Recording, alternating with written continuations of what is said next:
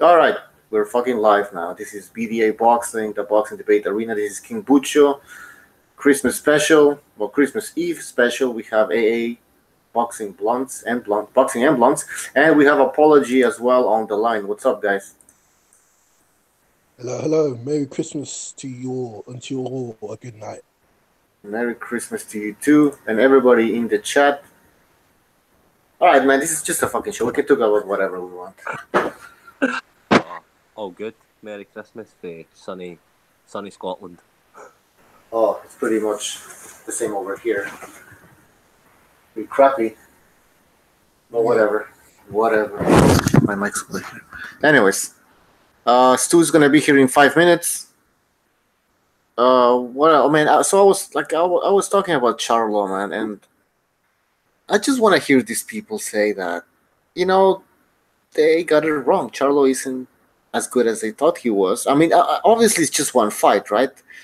But we've been saying that we haven't been impressed with Jermall Charlo, for example, because of who he's fighting. Just because we've seen some flaws in him, and this fight against Korobov just vindicates what we've been, it vindicates us. That's pretty much it, man. And but Charlo fans seem to be like just attacking, like us, for example, and saying, "Oh, we don't want to see the Charlo against Golovkin fight. We don't want to see Charlo against Canelo or Jacobs." And I think they're wrong. I still want to see that fight, but I don't think he's gonna win. I think they know they're wrong, but they just don't want to admit it. Like, they can't bring themselves to be a man and just admit they're wrong. Yeah, just say he's not that good, man. That's it. Just say it. I still want to see that fight just because there's a lot of talk about how good Charlo is still, despite the fact that he looked horrible. But I don't know. I don't know what you guys think. Do you still want to see that fight? Can you blame Canelo for not taking that fight like immediately, or Golovkin? I mean, how big of a draw is Charlo, anyways? I don't know how big, like, they were headlining that, so I don't know how much they'll actually get for headlining that. It'd be good to, when you find out how much they get for headlining, you find out how much they're backed. I can't see them volunteering the fight, and I can't see anybody going out the way to try and, because you'd have to pay them a lot of money. You're paying a lot of money to somebody who you don't need to pay a lot of money to. So, exactly, and it's not like he's a super draw. I mean, the thing is, okay, if it was only Charlo that was in the division, then okay, it would make sense that Golovkin and Canelo have to fight Charlo if they don't fight each other. But there's Billy Joe Saunders, there's Daniel Jacobs, who already fought Golovkin, so a lot of people know him. He went 12 rounds with Golovkin. You have Andrade, who has a belt. So, I mean, it's not like Charlo is the guy it's not like Charlo is a champion, first of all. I mean, he's a contender. I don't know why Canelo has to be looking after chasing Charlo or anything like that. It doesn't make fucking sense, in my opinion. Billy Joe Saunders, though, I don't know how Billy Joe can fight. I don't think he's got any backing anywhere without that belt. I think it's going to be a struggle. Yeah, and then Charlo's on a different network as well, so people have to understand this. Like, if Golovkin or Canelo don't fight him immediately, it's not because they're dogging him. We have to stop this. All right, we have to stop this talk about this fighter's dogging this fighter. Just because, fighter X didn't show up to fighter's Y fight because he wasn't in the crowd, then that means he's a dog. Come on. I don't know. Didn't Triple G say he's on holiday? So, like, why would you care what's going on with Charlo? No, and who the hell is Charlo? Why is Golovkin? What does Golovkin Canelo have to chase after Charlo? I mean, it should be the other way around. I mean, listen, Canelo fought at MSG. Why wasn't Charlo there? Why wasn't Charlo in the crowd? Why wasn't calling out Canelo? I mean, because that's what they were saying about Anthony Joshua. Anthony Joshua he should have been there at the Wilder Fury fight. Why should he? Apparently he had other things to do, man. So he wasn't going to show up to that fight. But that doesn't mean he's docking him. That doesn't mean Joshua is docking Wilder. By the way, we have Cameron on the line. What's going on, guys? Merry Christmas. Getting into the festive spirit. Yeah. How's it going? Yeah, man, I ain't got long to come back out again, but yeah, man, it's good to be on. I missed the last show, but yeah, I thought I like I said in a chat, I had both Charlos losing it at weekend. I had Korobov winning. I thought Harrison won. Just, you know, what I mean, there should be a rematch. I agree with what you were saying, Boot Show, on when you were doing the stream. I think, you know, both of them should get rematches. I think both fights have to happen again, but I felt Korobov won more clearly than Harrison because that fight was razor close in my opinion. Somebody that I know had Charlo winning 117, 111. I can't see that. I can see why people had Charlo winning, but not 117, 111. But yeah, like I said, you know, a lot of us here, I think every single person on the panel has said that the Charlo's been overhyped, and you know, I think the weekend showed why. You know, that they just need to put the brakes on these guys for a bit because Jamal's beat Scrubs at 160, and you know, people were saying he can beat Canelo, he can beat Golovkin. Just take a step back, you know what I mean? Yeah, admit it. Admit that you were wrong, man. And Charlo needs to be maybe in 2 years or a year. Maybe he'll be ready for that fight. Although, by the way, Charlo's like what? How old is Charlo? How old are the Charlos? 28, 29? Yeah, late 20s, yeah. I mean, if they're not ready now, I don't know when they will be. But listen, this is what they should. The Charlo fans should be saying. They should be like, well, you know, maybe he wasn't ready for the big boys. I think that he can beat Korobov, but he needs to, you know, step it up. Maybe have a tune-up fight, something like that. The fight I want to see at 160 is Charlo against Andrade, because I'm not sold on Andrade either. I think that's a quite even fight. I think that's a 50-50 fight. Jamal and Andrade at 160. I'd like to see that fight because I'm not sold on either of them. I think a few of us in this podcast have even been a bit, you know, Andrade didn't look good against Jack Kolkai. So I would like to see that fight. I think that's pretty evenly matched. I agree. It's funny that you're mentioning Jacobs. What do you think Jacobs would be the favorite against Charlo? Yeah, I think Jacobs would knock Charlo out. I said that before the weekend. Okay, you said that before as well. Yeah. Some people have been saying that as well, and wow, yeah, it's so funny how now we're talking. We're not talking about Charlo against Golovkin. We're not talking about Charlo against Billy Joe Saunders. We're talking about Charlo fighting Andre, who's the weakest link basically in this division. Talking about the belt holders, he's the weakest link. And also, yeah, I mean, you've got to look at also the thing you said, Bucho, just then. I agree. I mean, why do people expect Golovkin to be sort of campaigning for a Charlo fight when this guy has been a top middleweight for years? A lot of people thought he beat Canelo definitely in the first fight, so even in the second fight. And you take Canelo out of it, Golovkin's still the A side at 160. So why are people expecting him to want to pursue the Charlo fight? Charlo should be still earning his right to face Golovkin, and that fight of the weekend didn't do it for me, and didn't do it for many people. So for me, Charlo still needs to do a lot of work because he should be working his way to Golovkin, not the other way around. I think it's because Golovkin doesn't have anybody backing him just now. He doesn't have any emotional feel of that. So they're thinking it's a fight that could be made. It's hard to make fights in that division. It's going to even be hard to make Jacobs versus Andrade. Like, I don't think Jacobs will join the zone. I think Jacobs he'll want Eddie Hearn to promote him, but he'll want to go fight by fight. If HBO want to do a fight, I know they say they're out of boxing, but I wouldn't be shocked if they come back and do a fight for him. Or he goes to Showtime just for a fight, one fight at a time. Because he will only want to go and fight unless he gets Andrade straight away on the zone. I think he'll want to take as much money as he can, fight by fight. It stops him, but Charlo can offer Golovkin a fight and maybe get the fight now. But it's all down to TV, innit? Who's going to pay? Hey, just because you're on, I know that nobody touched up on this, but I just wanted to ask because I know you follow him quite well. What did you make of Gorman's performance of the weekend? Just quick. Can I be honest with you? Yeah. I don't think Nathan Gorman's well. I don't think Nathan Gorman's fit. Really don't. You don't think he's well? The last two fights I've seen, I was there. I was at the fight. No, he doesn't. He moves slower now than he moved when he turned pro. He doesn't look as good as he did when he turned pro, which is, I know that sounds a bit crazy, but his first 5 fights, he seemed to be a lot more fluent than he is just now. He's no any bigger. So is he not gained weight, no? I don't I really, I still rate him, but he just doesn't seem to be fire up through fights. He seemed to be different.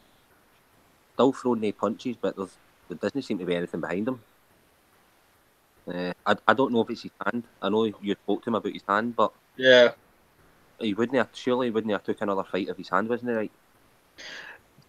Yeah, I mean, he told me like his hand was just swollen. Like, he had an X-ray like a few days after, and he was like, "It's only swollen, it's not broken." But I mean, it's quite a quick turnaround, right? I think that fight was maybe 2 months ago again when he fought his last one. So against Sokolovsky. But I mean, it was a short notice opponent, wasn't it? Because he stepped in for Dubois. I wonder if his hand. I wonder if he's swollen hand straight away in that fight. He didn't. I'll send him a message. I'll send him a message and see. He was throwing the right hand, but like you know yourself, and I done a wee video on my channel for him. He used to move really good, like his left hooks, and he's like the way he followed up a left hook with the right hand used to be absolutely lovely, but now it's not the same. To me, there's something missing. Nah, he didn't. He didn't look as good as I expected him to look. That's why I asked you, bro, because I didn't think he looked like his usual self for the weekend. I thought he looked pretty lackluster. Yep. That was good. He done a job right enough. But that could be his way. Ricky Hatton seemed happy enough to get points, so that's maybe what he's gone for. Maybe he's trying to get rounds. Yeah. But there's no fight for him. That's what I mean. It's like, I want to see him against Herkovic. A lot of people have said no, but like that's a fight I want to see. I want to see him and Herkovic next year. I agree. We'll see. I know somebody who spoke to Ricky Hatton about it, and Ricky Hatton said it's a fight they would take as well. I think he wants Dubois, doesn't he? That's the fight that Gorman wants. He wants a Dubois for you. I think that's a good fight. They should just fight on. Yeah, they should make it.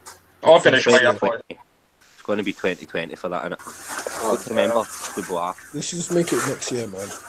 I mean, they should make it now because it's one of those fights where the winner of that fight moves on. The loser of the fight can sort of rebuild. It's not over for them. When you've got two prospects in Britain who fight at British level, they can still both bounce back whether losers. We saw it with DeGale and Groves, Cleverly and Bellew. It's I think better with now Dubois, than when it. Yeah, go ahead. I think they're waiting. Like Frank said, Dubois 2020 before they're really going to make a push with him, because that's when he should have been at the Olympics, and that's when he should have turned on after the Olympics in 2020. So that's when they're looking to be. Well, he said making him go for belts, and he's already gone for belts, hasn't he? So has he got the English?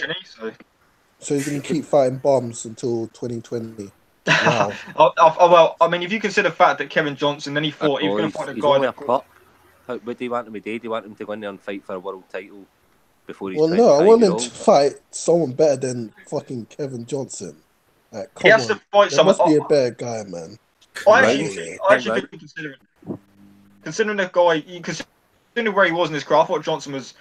Yeah, Johnson shot to pieces, but I thought, if you look at the opponent who was going to fight the weekend, I thought the guy that I can't remember his name, but I know the guy who fought Parker. If Dubois would have fought him, that would have been a good fight for Dubois at this stage. I mean, Gorman's got a much better sort of pedigree. I mean, Gorman's not got an extensive amateur pedigree, but I think he only had 20 fights himself, but he's got more of a boxing technical wise than Dubois, and Dubois is very young, so I thought that would have been a good fight to Dubois at this point.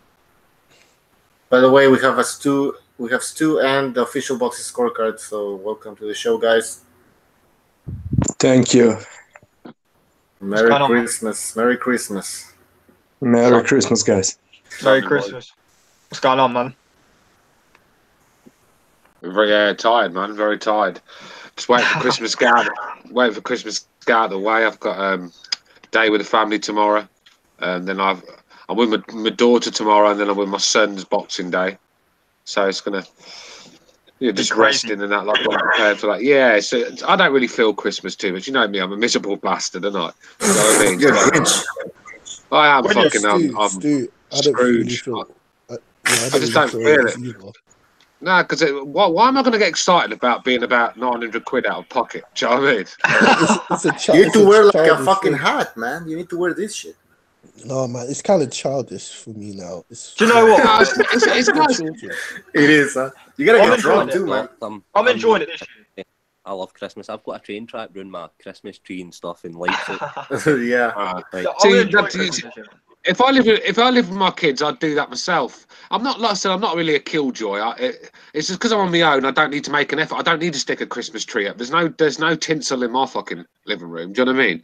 But if I live with my kids, full time, then I probably would. Do you know what I mean? So, but it's just don't really feel Christmas Day. It's a nice occasion for the family and that. But once the roast dinner's out the way, and if you had a few beers, and then you fucking just want to go to sleep anyway, don't you?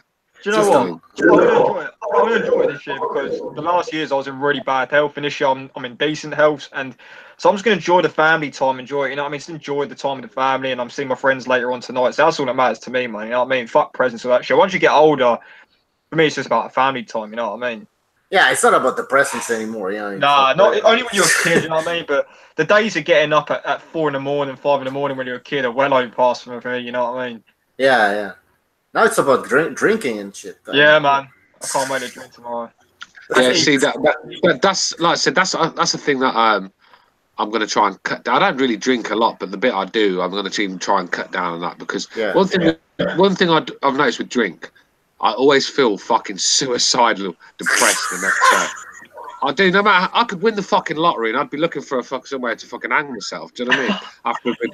And it's just it's not a nice feeling. It takes me 2 or 3 days to get over the hangover now because obviously. Stu, you mean you feel like that during drinking or like the day after? No, the next day. Oh yeah. Because when I go on drinking sessions, I roll home at 7 o'clock in the morning and sometimes later. Do you know what I mean? But, yeah, so they get quite messy, and then when I get up the next day, I'm just fucking depressed and I'm not for no reason as well. And I thought I don't want to feel like this, so I'm trying to cut down on my drink a little bit. Sure. Blunt thing. No. Blunt's so Go safe. ahead. Go ahead. You need some blunts. That's what you need. Oh, I do. No, my brother, he grows a little bit, and he usually gives me a bit when his plants are cropped, and I'll put a bit. It lasts me ages though. I'll have one now and again, sort of thing. It fucks me up, but yeah, I do have one now and again. In the chat, Pete Thomas says that he has a mistletoe belt buckle. So. Oh, by the way, I noticed I was talking about Adonis Stevenson woke up just in time for Christmas. That's good, isn't it? I like that. Fair play, you know what I mean? I'm glad he's woke up. I don't think Precise Presenter is happy about that, though. Do you know, Stu said it best. I mean, Stu said it best on one of the last shows. You know, Stevens, I think it was Stu anyway, said Stevenson's got a newborn kid, you know what I mean? That kid needs his dad, you know what I mean? So, yeah, we talked about it. Listen, I don't want him to die because he's a boxer, and I don't want any boxer to die. You know what I mean? Especially in the ring. Exactly. We don't want that shit in boxing anymore. We don't want the sport is already stained as it is. You know, we don't want any more stains. They're talking about banning boxing now, and it might happen with Trudeau. Nah. I mean, fuck, I don't know, man. I despise Stevenson, but I don't want that guy to die. You know what I mean? I was quite happy to see the news that he woke up, even though I think he's a real fucking piece of shit. Yeah, I agree with you. Yeah. Stu, want to talk more about the Charlos? About what I told you that they've been saying? What the Charlos have been saying, all their fans? Well, they're fans. I mean, I just don't know. I just don't know where they find the will and the spirit to keep coming out with these excuses. You know, because I'm drained listening to them. I mean, I don't know. I really don't. You know, what can you say about it? At the end of the day, I watched the fight again today just to make sure, because I missed and I saw the same thing I saw the first time. Korobov, I think he probably nicked it. Do you know what I mean? I had probably 7-5 like everyone else. So yeah, I mean, yeah, I thought he did the classier work, and Charlo was never really landing clean on him, was he? Apart from the 12th round, you know. And when you look into all the background behind the fight, you talk about how long Korobov had to prepare and mentally as well. So it's like saying, well, he was preparing for a fight on the undercard anyway. But when you're preparing for a bum and then you're preparing for Charlo, there's a difference in training, in your thoughts and all sorts. Obviously, Charlo's a lot more dangerous than the guy who was going to fight. So, but really, when you look at it as well, he spent most of that week that he got prepared for this fight losing weight. So that couldn't have helped him either. So everything was stacked against him, and he still managed to do enough in most people's eyes to nick it. So Charlo definitely back to the drawing board. Did anyone else have Harrison win that fight? Because I had Harrison nicking that fight. It was either way, man. Yeah, I thought Harrison won, man. When I was scoring it live, I had Harrison winning that fight by a couple of rounds, a round or two. Yeah, it was very close, but I had Harrison winning that fight. I haven't watched it back yet, but.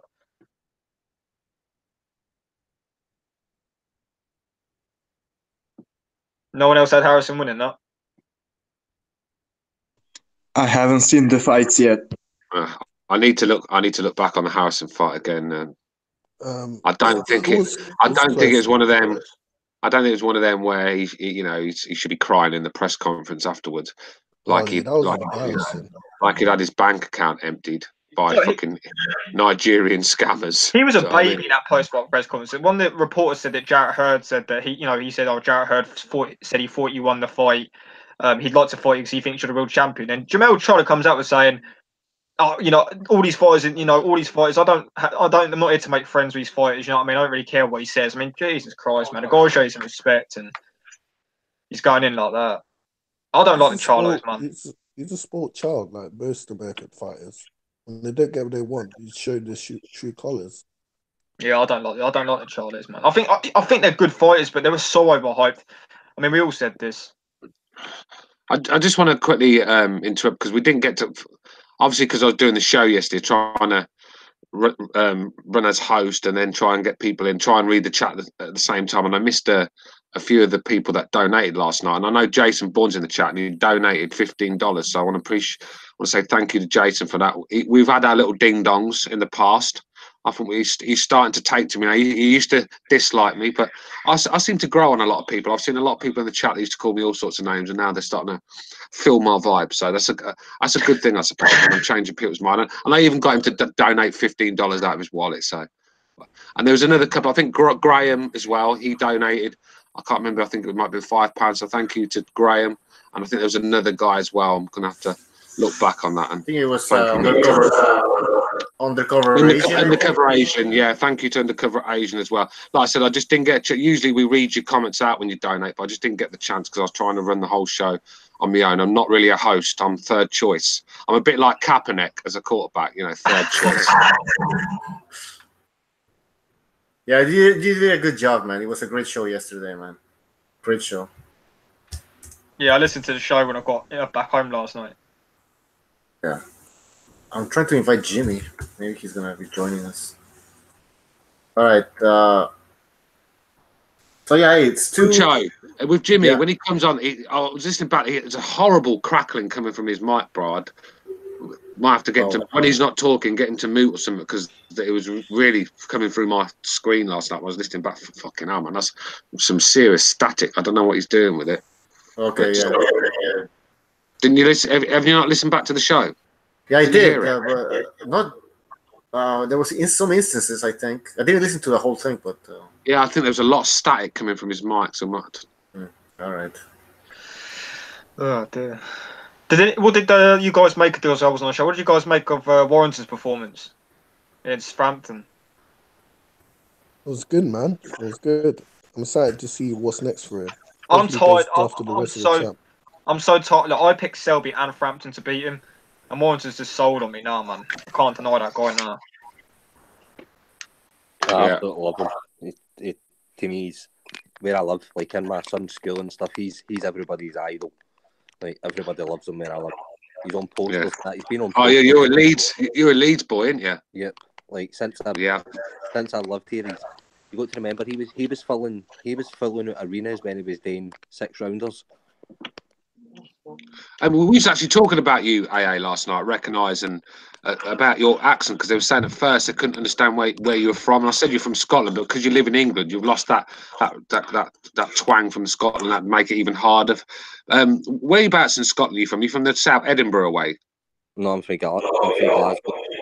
You're from Glasgow, but you sound quite soft spoken for Glasgow. Have you lost a bit of your accent or something? Yeah, I've got an Italian wife as well, so that doesn't help. Well, are you a Ah, Rangers or Celtic fan? No, Rangers fan, Rangers. Yes, man. All my whole dad's side family are Scottish, and all of them support Celtic, except me, my old man. We went to the Rangers game and stuff You're like all that. getting because when you kicked, go, you're all getting when you kicked go out to of the show. I'm telling you something now. If you got a proper Glaswegian guy on here now, that lives in the Glasgow areas, you wouldn't understand a word he's saying. I'm saying like Nah. AA is quite soft spoken for a Glasgow guy. That's why I thought he's probably from Edinburgh or something like that. Well, I'm like, Well, yeah, how I've been in much do you England think? for 10 years. How much do you Yeah, think Eddie Hearn regrets not keeping Josh Warrington now? A lot. Because I think I can't remember who it was, but I think it was Warrington's dad who said that he felt Eddie Hearn lost faith in Warrington. I agree with that. 100% agree with that. He chose to get married. What happened is he booked to get married to his wife, and then Eddie Hearn said, "Oh, we can get a world title fight with Selby," and his dad rejected the fight and says, "No, I want him to get married and I want him to enjoy the summer because his mind's already on getting married. I don't want him to go for a world title fight." And then Eddie roped him, but like they're talking about going to, he doesn't want to fight him. He's no fighting Kid Callahan. He wants to go to Vegas, and believe me, when he goes to Vegas. When Josh Warrington goes to America, it will be the biggest thing that's ever It'll be happened like- in America. it'll You be- think it'll that be like Ricky Hatton took fans? Yeah, That's it will be like nothing. Ricky That's Hatton. nothing. Who cares about Kid Galahad? This guy does not He's a deserve a world bum, title man. shot. He hasn't fought anybody. He's been pro for like 6-7 years, and he's fought absolutely nobody still. this Absolutely is a nobody. guy. Garbage. This is a guy that said he'd destroy Quigg and Frampton. Yeah, who's he fight? He fight bum after bum. His career, just like Cal Brook, man. Obviously not as good as Cal Brook's career, but the way it's gone recently, where just fighting bum after bum, then having breaks out, and then coming back fighting another bum, and then having an injury, and then fuck that camp in Sheffield can go and do one. I'm sick of them all, sick to death of them all. Because Oh, then, no, like I said, how long has Kid Galahad been around for? Calling out these names, saying he's the best guy in the country. Yeah, 3-4 years down the line, who is this fucking guy for? Nobody. And the last guy, it was a terrible performance, his last performance as well. I think he's had about 20 points as well. Yeah. And one thing I noticed about Warrington, I mean, if you go back and watch that fight, look at the fucking the physique of Warrington for a super featherweight. For a featherweight, sorry. For a featherweight, his physique, I mean, he's built fucking strong, fit as hell. I mean, and that's why he can work like that. That's to fight like he does. It's a style he's not going to last forever doing that, because you just have to be constantly 100% fit and on the ball. His diet must be right. His training, he must live the sport to be able to be in that sort of shape. That's not a sort of thing where you can go out of camp and not hit a gym for 2 or 3 months after a fight and then come back and get in that sort of shape. That's all year round training, that isn't. I think that's where it comes through in these big fights. That's what he said. World fight after world title fight. He only wants to fight world champions. That's what he said. He said, "I'm not going to fight 55 times before I retire." Like, defending the belts, all right, if it's going to be a big fight, but Kid Galahad's not a big name. But they could push that. If he pushes that could go to Pushbid and Eddie Hearn could win that. But He could be forced to take that fight. I mean, he could have, but is he even ranked? Like, is he the number one contender for the belt? He's already fought it, yeah. He's already got the Eliminator. He fought the Eliminator. Oh, fuck's sakes. I don't want to see that, man. Hopefully he unifies. Who's this? Galahad. He's Who's he apparently fighting? he's mandatory. He's No, mandatory for he needs to first fight world. someone. No, he needs to fight someone in top 15. No, he fought on the Andrade undercard when Billy Joe Saunders was supposed to Who go. did he fight? Can't remember, but that was a final eliminator. Oh, yeah, but the thing is, like, if we can't remember who he fought, the guy can't be that good. That he He fought some Mexican. I just can't. Like I said, he was shit. It was just a shit, lackluster performance. Let's be real. We're all of us here are real die-hard boxing fans, and none of us can remember his last opponent. That says it a lot. Yeah. I mean, Josh Warrington could probably fight him, get him out quickly, because I think he'll probably stop him, and then in the summer fight another champion. I would love that. I hope it. Like if he goes to Vegas, like that's going to be someday. I'll be there. I will be there. That will be. Are you guys talking about Santa Cruz? No, they Santa saying Cruz or Valdez. Guy Russell. No, it's strange because after the fight, they interviewed his dad, and his dad said that it'll not be Gary Russell because he fights once a year, and he's not going to take a fight like us without having a fight before it. So Valdez, they're shouting Valdez next year. That's their choice if they can get that fight. That's the fight they want. Doesn't Warrington thinks that Russell's the best in the division, doesn't he? He does. Yeah. Him. That'll be a really good fight. Problem is with Russell, he's so irrelevant. So. I'd like to see Santa Cruz fight again against a top opponent. Because let's be honest, it was pretty impressive what he did to Frampton the second fight. I mean, after the second fight, I was like, there's no point of making a third fight, even if it's in Belfast. I don't think that would have changed much, man, because he was completely outboxed, man. Do you guys think Frampton retires now? I do. Why not? I think he'll have maybe one more fight and then retire. Depends what fight, innit? I mean, what kind of fight will come up for him at this point? Valdez. Put him against Valdez, man. Yeah, they like to bang. I think Valdez would hurt Frampton. You never know, man. Frampton might land something. I mean, Quigg. Quigg went the distance with Valdez, and Frampton beat Quigg quite comfortably. Yeah, but Quigg looked fucking massive against Valdez, though. Yeah, he fucking did. He was 140 pounds that night. Yeah, and Frampton is not that big, man. I still remember he has a different trainer now. He doesn't have that shit. What's his face Gallagher anymore. He has, Freddie Roach. Yeah, it's Roach. Yeah. Game Plan Gallagher. Yeah, that guy. Joe, what really pissed me off about Gallagher is when he got credit for when Crawler beat Barroso, when they just took a chance and said, right, we'll take his. We don't know how far this guy goes. He's not been late before. So we'll soak up punishment for 6 rounds and then we'll get him out there. Hopefully we get lucky and he gasses out. And they got credit for that game plan when they were banking on luck. That's what really pissed me off about Joe Gallagher. He has no idea what he's doing. One game plan for every fight he's ever had. Can I just interrupt and say that this guy in the chat called Memp10 Lam and 12 says, can someone please answer? Did Triple G decline a WBC mandatory fight against Charlo?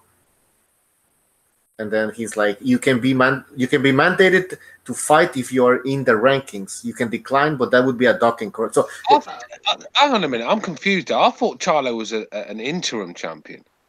Yeah, and then he was told to fight Golovkin, and then the winner of that Golovkin-Charlo fight would fight Canelo. That's what the WBC ended up saying. That was the final decision. So, and Golovkin didn't. Basically, they're trying to make Golovkin mandatory to Charlo, basically. Yeah, exactly. And because Golovkin didn't take that fight, then he technically dogged Charlo. So they expect Golovkin, the A side, to take a B side split against Charlo. But yeah, I guess so. Yeah. Well, whatever, man. I don't know. It's like the guy says. I mean, he wouldn't take a B side split because they just wouldn't do that. But because Charlo's got that belt, he would have a bigger portion of the money than what he really deserves against Golovkin. I mean, come on, you can blame Golovkin for not taking that fight, where he's going to have obligations to take a certain amount of money. When he's the A side to Charlo. Didn't Golovkin say he's on holiday, he doesn't want to talk about like boxing for now? I mean, you can't blame him, can you? I mean, if he doesn't want to talk about boxing right now. No, but he could have fought. Basically, he could have fought Charlo in December. Golovkin deserves a break, man. Yeah, he said he's gonna rest. So why would he? Now I'm gonna play devil's advocate. Oh, you're making excuses for Golovkin. You don't want Golovkin.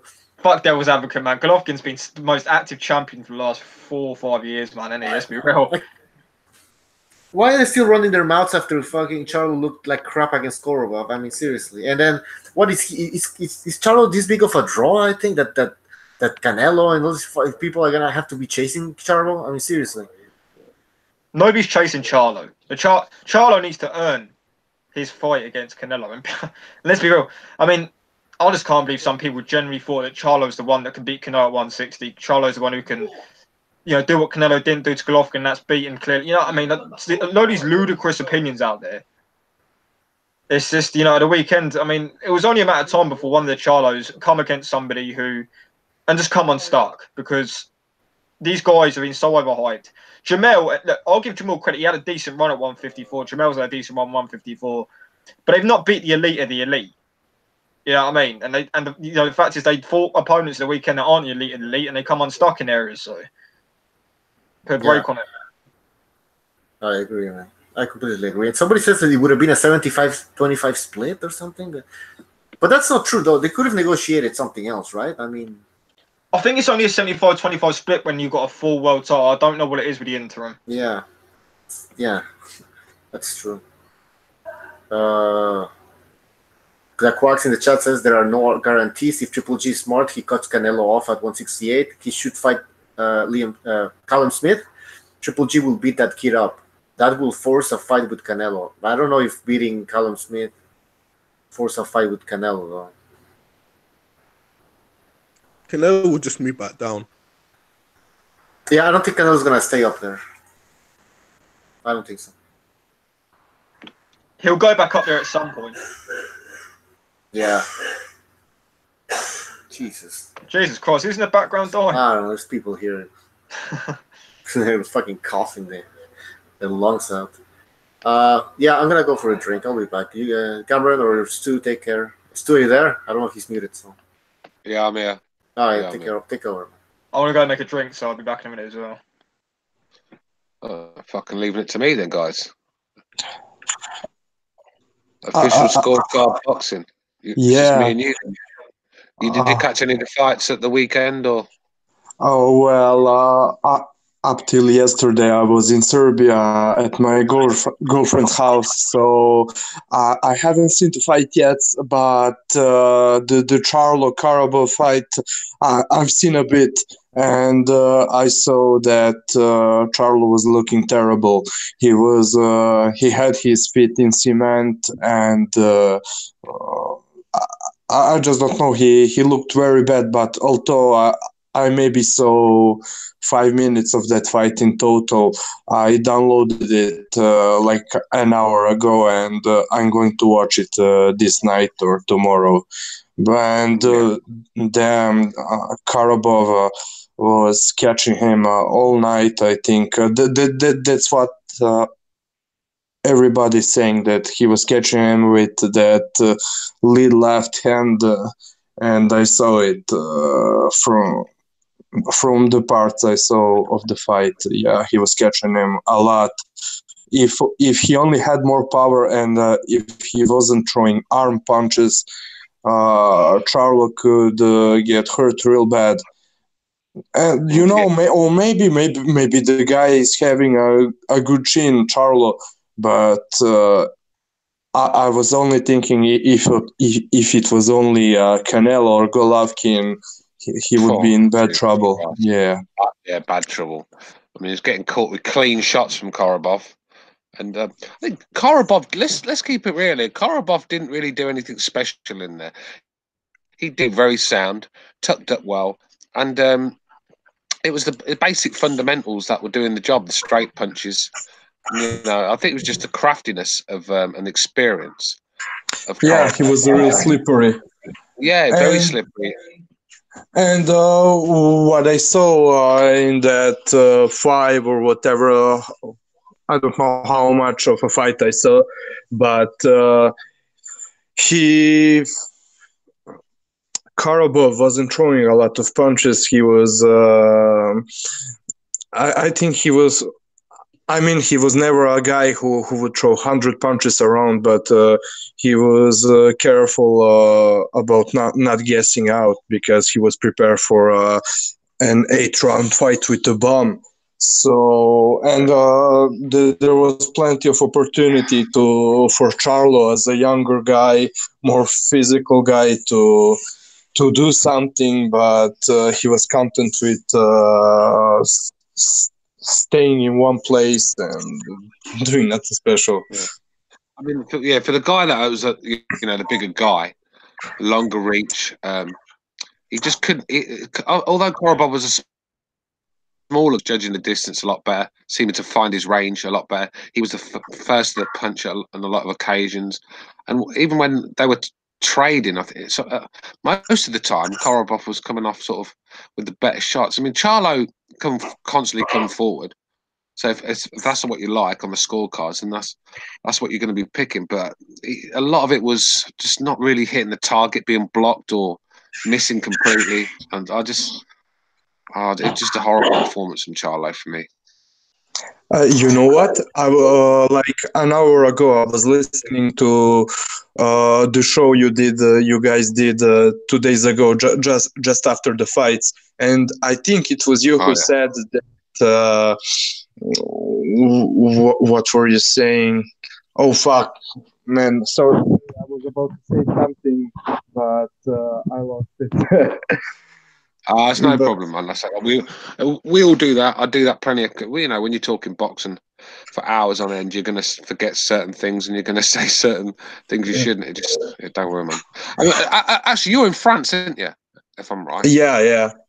Exactly. Are you actually in the middle of all the chaos over there at the moment, or are you in a?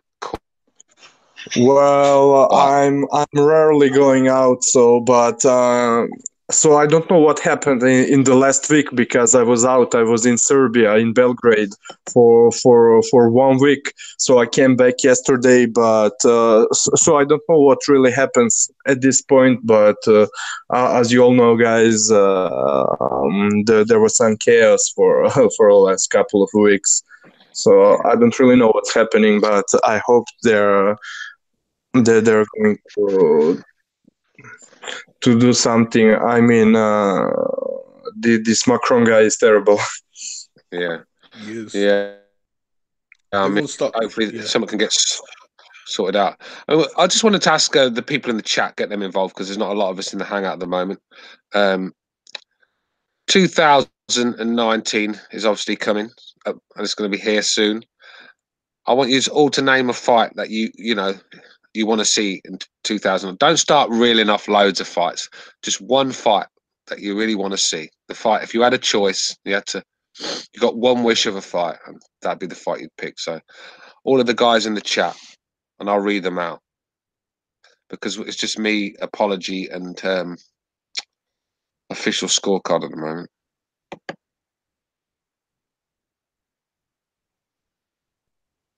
I really want to see. The Quag says Triple G v Smith, Nino Gadji, Mikey Lomachenko, RKO Khan, Spence versus Crawford, M Afzal, Canelo Kays Lemieux. I don't know what he means, but Joey Ocean, Crawford versus Spence, Nazar, Joshua versus Fury. So we're getting a lot of different fights. There's no really one fight that everyone's sort of agreeing on, or most people agreeing on. It's all different fights. So I want to see Conor versus Brody. Yeah, I mean, is that the fight that if you had one wish though that you'd pick? Yeah, just to get out of the way and watch Khan get knocked out again. That's always fun. Yeah. You're just waiting for some more ones to come in. I mean, look, I don't know what fight I'd like to see most. I mean, I think I'd probably, if I had to pick one, it'd probably be Fury v Joshua at Wembley. I'm going to agree with Nazar. What about what other fights is there in the UK? Let's see. Not really, you know what I mean? Alvarez Vosnik, that's a good fight, but Alvarez has got his hands worked with Kovalev at the moment. Yeah, Vosnik Bills are good, but I think Alvarez is fighting Kovalev, so he's got his hands full with him.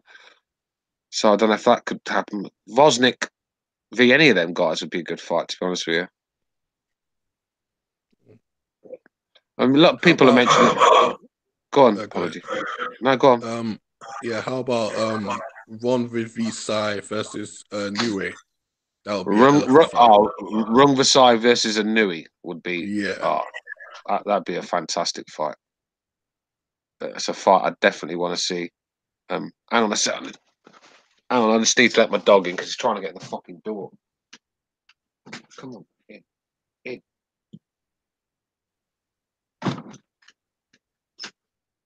Yeah, right. Ortiz White. I mean, Afsal. I don't know. If you only had one wish to to see a fight, and you'd pick Ortiz. Why? I mean, I think we're fucking Maybe, wasting your wish away there, isn't it? Maybe 2 years ago, but not now. What about you, AA Boxing? If you had, like, we were just saying, if we had one wish to see a fight in 2019, you only get one. What would it be? Baino Plain Main says Bivol better BF. But what are you saying?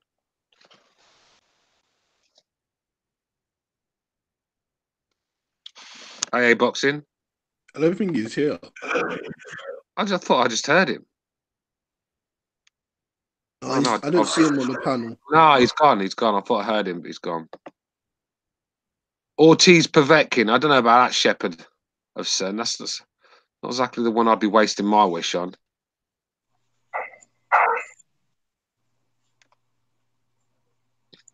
As you said, all the fights, including Gvozdyk, would be good, but in the light heavyweight division, I would especially like to see Gvozdyk against Bivol. I don't know how doable that fight is, but that's what I want to see. And beside that, Mikey Lomachenko fight is dead, but that was a good pick, Inoue and Rongrisai. And my third pick, I'm already on my third pick, would be Crawford Spence. But definitely either Bivol Gvozdyk or Rongrisai and Inoue. Right. I think we'll have a bit of fun while Butcho's not here and there's not many people in the house. We'll have a bit of fun. We'll get the chat involved. I want the chat to give me their fighter of the year of 2018. So that we'll start with that. We'll do some others after that. But all of you guys in the chat, I want you to give me your fighter of the year for 2018. And the guys in the hangout can get involved in that as well. Apology. Got an idea who you like? I don't want to say the obvious one, so I'll go Vosnik. Bosnick? Actually, scratch that. I'll go Usyk. Yeah, because you see the chat, didn't you? Everyone in the chat is going Usyk hands down. Fury. There's a couple in there for Fury. So my fighter of the year. Obviously, Usyk has to be up there for what he's done, but he was class anyway. I'm going to go with Josh Warrington. Yeah, that's a fair pick. I mean, he beat two really good fighters, that had like both world champions, both he was the underdog in, and he dominated both fights. So for me, obviously Usyk has the better wins. I don't know if Bellew is better, probably not, but it's what he's done with Gassiev and everyone else. You have to put him there. But yeah, I'll go with Josh Warrington just to be a bit different. I think it's better with Josh because Usyk will know is so talented, but with Josh Warrington, we're unsure. Especially in the Lee Shelby fight, I thought Shelby was going to win, but obviously he didn't. Yeah. Yeah, most people in the chat saying Usyk. There's a few for Fury. A couple of the quag said, yeah, Warrington, an honourable mention. BDA fighter of the year at the moment. There's not a lot to really argue with Usyk and Warrington for me. I mean, is anyone over the stateside that they've done enough to? Lomachenko has 2 good wins, but Canelo. Canelo has. But the thing is with Canelo, one was a very close decision that a lot of people think he probably didn't get, and the other one was against Rocky Fielding. So so I don't think we can say Canelo. Something says fight of the year Usyk, runner up Lomachenko. Yes, I agree with him. Because Lomachenko had a good year. I mean, we all clearly see that 135 is his absolute limit. I mean, he could beat some bigger guys, but it would be really dangerous for him to stay in the division above, because already 135 is really too big for him. You just see it. And I think that despite being knocked down, he put an amazing performance against Linares, who was really game and who is really good boxer. And you have to keep in mind that both of his opponents this year had a great game plan and plus huge physical advantage over him. So it was really good. But yeah, he wasn't able to shine against Pedraza as much as against Linares. Yeah. So I think it was really great year, but I'd pick Usyk as well. Yeah.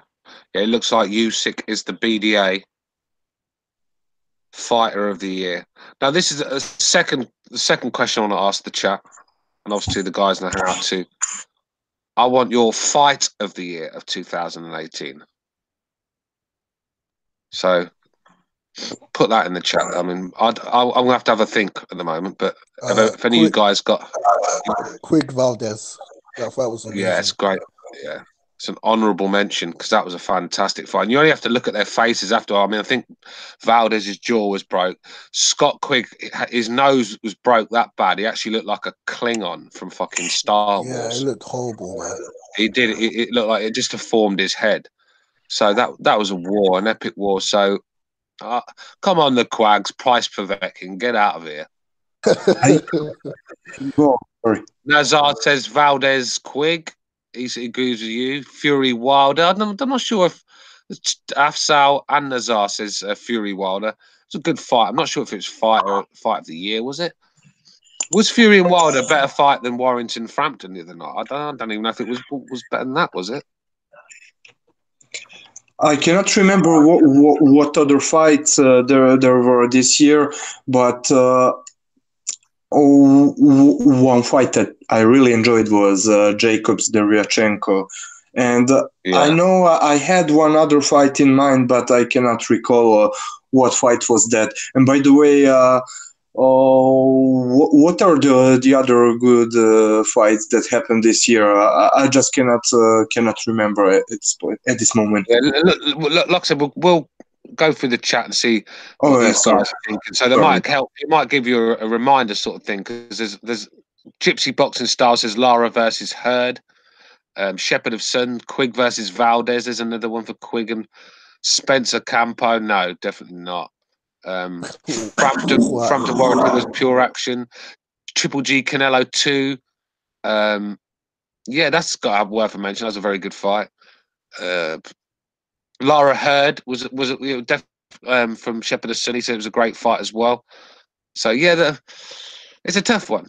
It's a tough one because I'm starting to think AJ versus Parker. No way, Luke. That was a terrible fight. It was boring.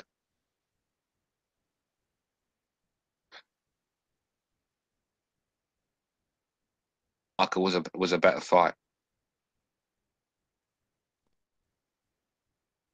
So yeah, to help us out in the chat, because obviously my mind's gone a bit blank as well. I mean, you think Dillian White, Chisora? Yeah, Vosnik versus Stevenson. That's definitely worth a mention. That was a good fight. You think Chisora White deserves a mention? What Chisora White 2? Yeah. What do you think? I thought it was decent, but it wasn't as like back and forth as like the other fights this year. It was like Chisora was kind of taking most of the rounds, then he suddenly got knocked out. But it was still a good fight. Yeah, I mean, I'm going to go with my fight of the year. I'm going to go with Valdez and Quigg. Chisora Takam by Jojo. That's a good fight. Yeah, we'll go to the next one now. Overhand, who's saying in the chat now. Let's do the worst fight of the year, and yeah, I want to get onto that. So if you guys have got any suggestions, and help me out here, because there's been a few stinkers this year. I'm not sure. Okolie versus Lawrence Okolie versus Isaac Chamberlain. Yeah. Oh God. Oh God, that was That was terrible. horrible. Yeah, that has to be one of them, definitely. So it's hard to think, really, isn't it? Luke Peterson says a Coley v Watkins. That was a Khan v Greco. Yeah, Billy Joe Saunders Monroe was terrible. I think just mention a Coley and you're going to be close, aren't you, in any of his fights. The Coley versus Askins. A Coley is the Chapman's dad. No love for a Coley here, but he's a stinker to watch, isn't he? How about Joshua versus Parker? Considering both guys are high level, Yeah, that it was a fight shit. didn't deliver. It was a shit fight. I've seen some stinkers this year, but so who is it in the chat that says, "Yeah, Nino Gadji, you just don't remember shit fights that too well because they're easy." Every Baby Miller fight this year. Yeah, I mean, I think there's been worse though.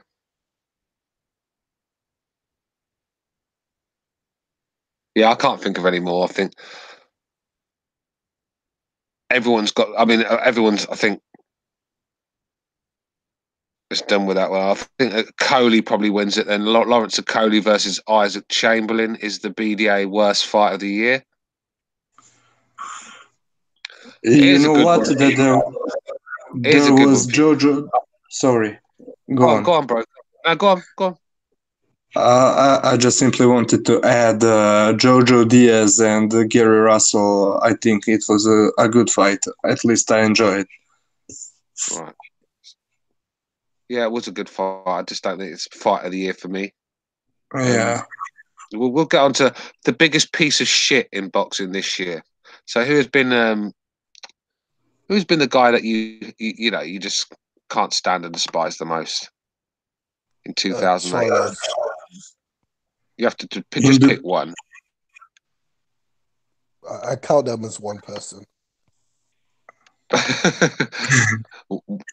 Wilder is the comments coming in. Wilder, Dave Allen, Wilder. Does Marcellus count? Charlo's for sure. LDBC. Stu, does Marcellus count? Keith Thurman. Marcellus, yeah, he's a fighter. He can definitely. Wilder again. Keith Thurman from Nino Gadji. Charlo's. I'll have to count this one. There's plenty in there. Broner's got to be worth a mention, though, isn't he? Broner has to be Broner. Yeah. Frotch's commentary. Amir Khan, yeah, he's definitely a good shot. He's a right dick these days. Can I still include Andre Ward? Yeah. But Andre Ward's not really done anything in 2018, has he?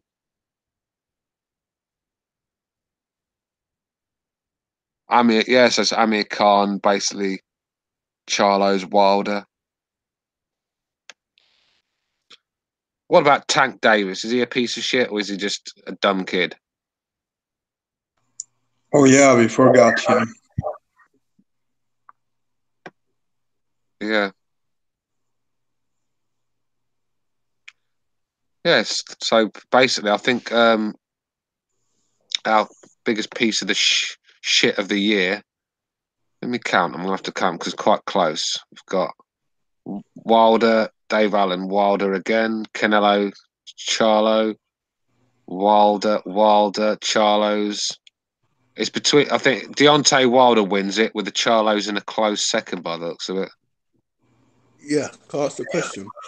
Yeah, go on. Did you guys vote on the BDA best moment of the year? That's in the community section, yeah, isn't it? Because if not, I would like your opinion on that.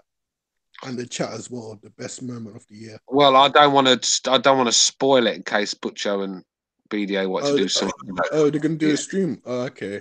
Well, I think they're doing an award show. You see, so okay, yeah. Forget that. I didn't want to really, fucking be a killjoy. But yeah, so basically, our fighter of the year is Usyk.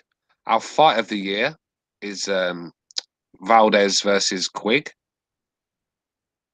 The biggest piece of shit of the year is Deontay Wilder. I think someone said about doing the worst trainer of the year. I mean, because with the Jamie Moore has to be up there, doesn't he? Yeah. He's had a stinking man. Stu, I got one. Gallagher. Go on. Worst dressed of the year. Yeah, we'll do that. We'll do that next. We'll do the worst trainer first, and we'll do the worst dress. So, worst trainer of the year. I'll give you time to think. I mean,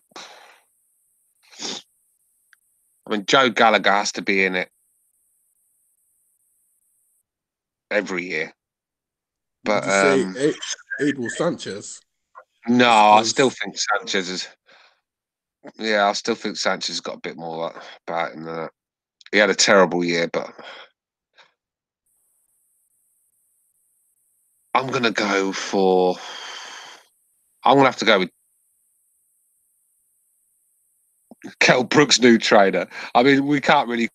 I mean, he don't look too impressive to me. He sounds like a bit of a div as well, man. I mean, I'm not sure about that guy. I don't think Kell Brook's going to move too far with him. Abel's been taking a lot of losses. Adam Booth, no way Adam Booth is. Gallagher, Joe Gallagher. I'd probably have to go with Gallagher again, but it's a tough one. There's a lot of terrible trainers out there.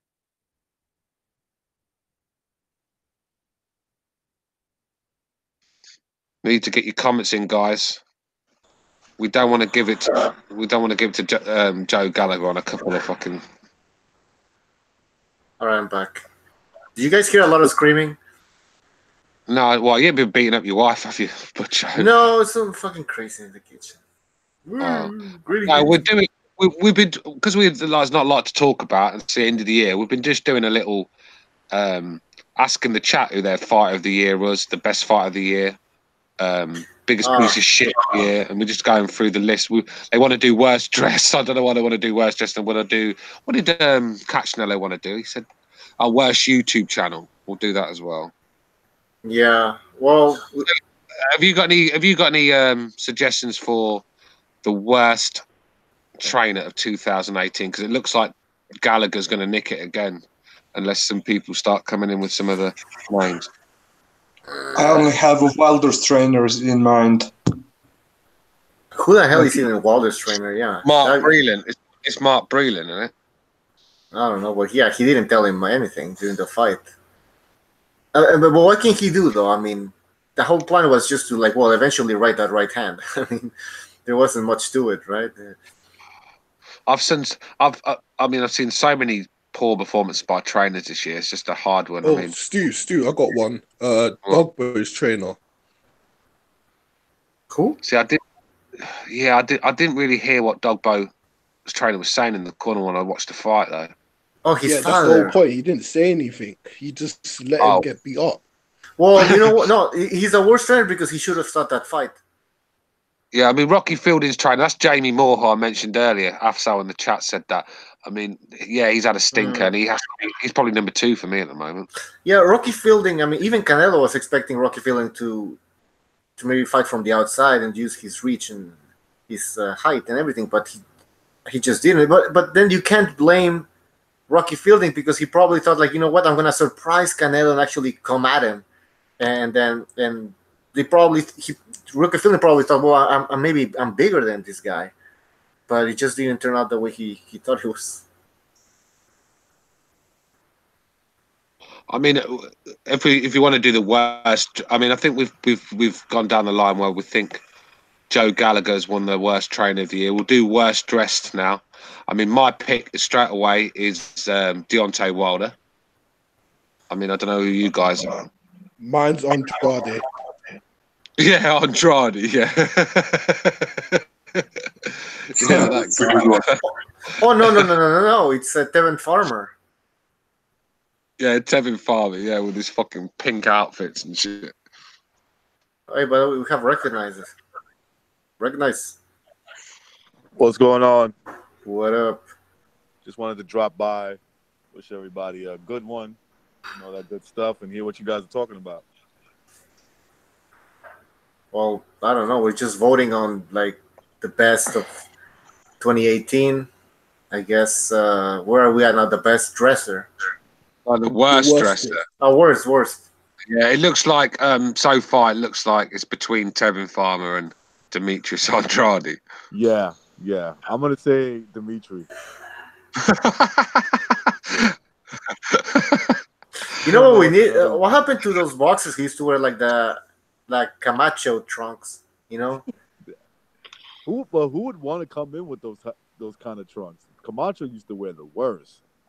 He had like poom pooms underneath, and he had like. Hey, remember Camacho used to come out dressed like a Native American? That would be like a no. That would be like but there would be some outrage now. Yeah, for sure. But he wouldn't care. Camacho would have not cared.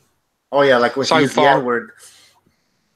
Yeah, so far recognised we've done the best fight of the year. Basically, everyone in the chat decided that we just catted them and took it from there. The best fight of the year was Quigg versus Valdez. Fighter of the year was Usyk. I would agree with that. Who else? We had worst trainer of the year was Joe Gallagher. Worst dresser, Demetrius Andrade. The biggest hype job. Biggest piece of shit. Yeah, we'll do the biggest hype job next. Biggest piece of shit in boxing goes to Deontay Wilder. Wait. Why though? Well, I'm just going by the people in the chat, what they voted for. Well, why are they saying because of his comments about wanting to kill somebody, or? Come on, Butcho. Do you really want me to be here all day telling you? I don't know. Yeah, I guess so. I mean, there's Broner. No, Broner. He didn't do much. Broner. Yeah, he's an honourable mention, but for some reason, everyone decided that. I think who was second? Wilder was first, and the Charlos were second. So, who's the biggest? Yeah, who's the biggest hype job in boxing? Then let's get to that one. Biggest hype job in boxing of 2018. 2018. So he would have to have lost, right? Yeah. Oh, I have a mention. Maybe not the winner, but like Robert Easter Jr. Yeah, that's a good one. Yeah. Oh. Well, there was a lot of hype though. Like Lomachenko was avoiding him, and he was like a Tommy Hearns of the 135 or something. And he didn't. And the fact that he's not just because he lost; it's the way he lost. He didn't do anything. The fact that anybody would try to mention Robert Easter Jr. against Tommy Hearns, I mean, get the fuck out of here. Well, not against, but comparing him, right? Yeah. I mean, we're getting Charlo, we're getting Tommy Hearns lost to Sugar Ray. That was it. We're getting Dogbo is getting a lot of mentioning. Charlo, Eubanks. Oh, Eubank. Yeah. Yeah. Yeah, Eubank has to be worth a mention. It's a hard one. I mean, I don't think someone said Tevin Farmer. I don't think he's had a bad year. So it's 2018. He's not really. Did you say Wilder? Did you mention Wilder? Yeah. I was saying people in the chat are saying. Hang on, I think Charlo's and what did I say? Biggest hype job: Dogbo, Charlo, and Wilder. Dogbo, Jamal Charlo. Yeah, so Cal Yafai, yeah. Oh god, that guy fucking. I can't stand that guy, Cal Yafai. Yeah, he's awful, man. What is he? 115? I'm gonna go with. I mean, I don't know if I can pick it for this criteria because he hasn't been beat yet. But for the height that he gets and the performance that I've seen from this guy and the people he's fighting. I'm gonna go with Anthony Yard.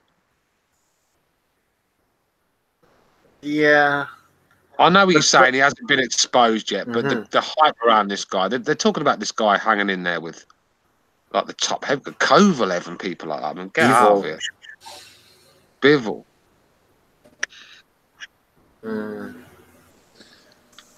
Yeah, I mean, Joey Ocean agrees with me. Yeah, Overhand agrees with me. That's a good pick, Stu. I think he's the next hype job to fall. Yeah. And like I said, because he's not been exposed, I don't think we can really pick him. Next year, maybe he will be the winner, I'd say. To recognize questions earlier, yeah, he's at Carl Fights at super flyweight. Oh, I'd like to see him get murked. Who could he? Same. I want to see him get murked, man. They say Yardy is the biggest hype job since Jeff Lacey. Yeah, I mean, yeah, that's a good comparison. Although it hasn't happened yet, I can see that happening to him. But probably more than likely worse because that 175 is loaded. You know why is it a good comparison? Because of like the physicality, like how they look physically strong. Yeah. You know, they were just like big muscle guys. You know, remember there was all that hype that Jeff Lacey was supposed to fight some guy. He took off his shirt and the guy said, "I'm not fighting him." Yeah. Hey, the Quacks in the chat says most likely to get pregnant, Deontay Wilder. Deontay Wilder or Tank Davis? Oh yeah. Hey, can Tank Davis? No, Tank Davis is not. He can't be nominated as most annoying boxer, right? Nah, he's annoying, but I wouldn't say he's the most annoying. He's not more annoying than. Yeah. All right, Stu, you take care of it. What's the next? Next category. Hang on a minute. I'm just going down, seeing who the pick is really. I mean, Yard's getting a lot of mentionings. I think Yard probably gets it. Actually, Yard has overtook Charlo, I think. Yeah. So the BDA hype job of the year goes to Anthony Yard. I agree. I can't disagree with that. Oh, Baby Miller. Nah. No. I don't think he's. In fairness, I think Baby Miller's the only one. Baby Miller's he's the only one hyping himself. Do you know what I mean? Yeah. In fairness to Jeff Lacey, I mean, the one thing I will give him, at least he accomplished something. Like he won a belt, right? I mean, I'm not saying it's Yarde. I'm not saying he's not going to, but man, with the way that division is loaded, they're gonna have to sneak one in because I can't see him beating any of those guys with the belt. Yeah. Hey, can we mention Luis Ortiz? What for? And Indongo. For a hype job. Indongo's good. Yeah, that's a good one, official. I mean he wasn't really hyped, but he was hyped by some LDBC guys when he got those titles. So yeah. Well, they were hyping him when they still like Terrence Crawford. Yeah, exactly. Yeah. He has 2 belts. He's a unified champion. Yeah. So at the moment, I've gone through and Dogbo's second. I think Anthony Yard is first. So we're gonna stick with it. Our next topic, I think we should go with the most retarded well, I'm not gonna use the word retarded, just like mentally challenged. Yeah, the most mentally challenged YouTubers. We'll do the top 3 because there's so many. I mean, we'll actually get 3 in. X is on my top list. No, that's for the BDA award for the panelists. So yeah, we'll do it next time. Now we're just doing like boxing stuff. Yeah, we'll just do the YouTube, just basically your worst YouTube channel, the one that you hate. Well, the top 3. Let's just say the top 3 because there's plenty out there, aren't there? You can surely think of 3 because I know I can. Well, in the chat, Luke Peterson says boxing ego. Nino Gaggi says it's ego, 78 and barbershop. Joey Ocean says Fanon. I agree with Joey Ocean. Joey Ocean also says Blue Blood. Oh, Blue Blood. Have you guys checked Blue Blood boxing? Never checked this channel out, but I heard of him. Ego's getting a good mention. Yeah, Ego's there. 78 as well. It's between Ego and 78, it appears. Low place? They don't want to say low place? Oh, please. Hey, low place, I don't want to mention low place. Anyways, he has Jared John Hurd. Gordon. Jared Hurd has become the number 1 pound for pounder in his list. Jared Hurd. John Gordon said boxing voice. I don't even listen to them, man. Lester Gibbs. Don't take what I'm saying wrong here, but I'm not gonna put Low Place on that list. You know why? I actually really believe Low Place believes what he's saying. He actually believes that, and again, it's an opinion list anyway for me. That Jared Hurd, or before Stevenson got put in a coma, Stevenson was pound for pound number 1, and Badu Jack was number 2 or whatever, and now Jared Hurd is his number 1 guy because Tony Harrison beat Jamel Charlo. So yeah. It's an opinion list. And but also, I'm gonna go with Ellie Setback. Yeah, somebody says Joe. Well, Luke Peterson says like Low Place is small time, and it's true. We're talking here about the Premier League of Oh, for me that's easy. That's that guy. What's that light skinned kid from? I think he's from California. Ego. Oh, Ego. Yeah, that's easy for me. So Boxing Ego's in the lead at the moment. We've got Boxing Ego. We've got 78 Sports TV in second, and third, because we said we'll do top 3. Cachnello says the most racist channel. 78, without a doubt. Yeah, because that's an easy one. Yeah, 78, without a doubt. It's basically we've got 2 at them. I'm just looking for some more to come in. Dante got a mention at last. Ego, El Dude's nobody. Oh yeah, man, I love El Dude, but he's pure Mexican, bro. That's it. Yeah. Yeah, I'm going to put Ellie Setback in there just for the sake of it because he deserves to be in there. So we'll put him number 3. We'll put German Persians. Put BDA because it's the most racist. But you're here every week, German Persians. So apparently we're the most racist. This podcast is the most racist. Oh yeah. Yeah. I mean, look at the likes. I mean, we've got 6 dislikes already. I mean, didn't even have to fucking do anything to get 6 dislikes. Right? I can tell you who's disliking us. Yeah, I could tell you who's doing it as well because they're there before they've even heard anything. Yeah. Yeah, so that's basically okay, German Persian, go away and fucking play the victim somewhere else.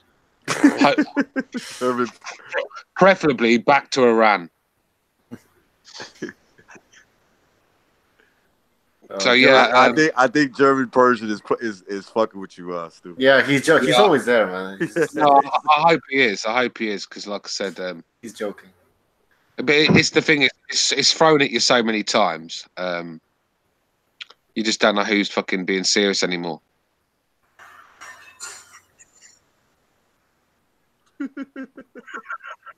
You don't, do you?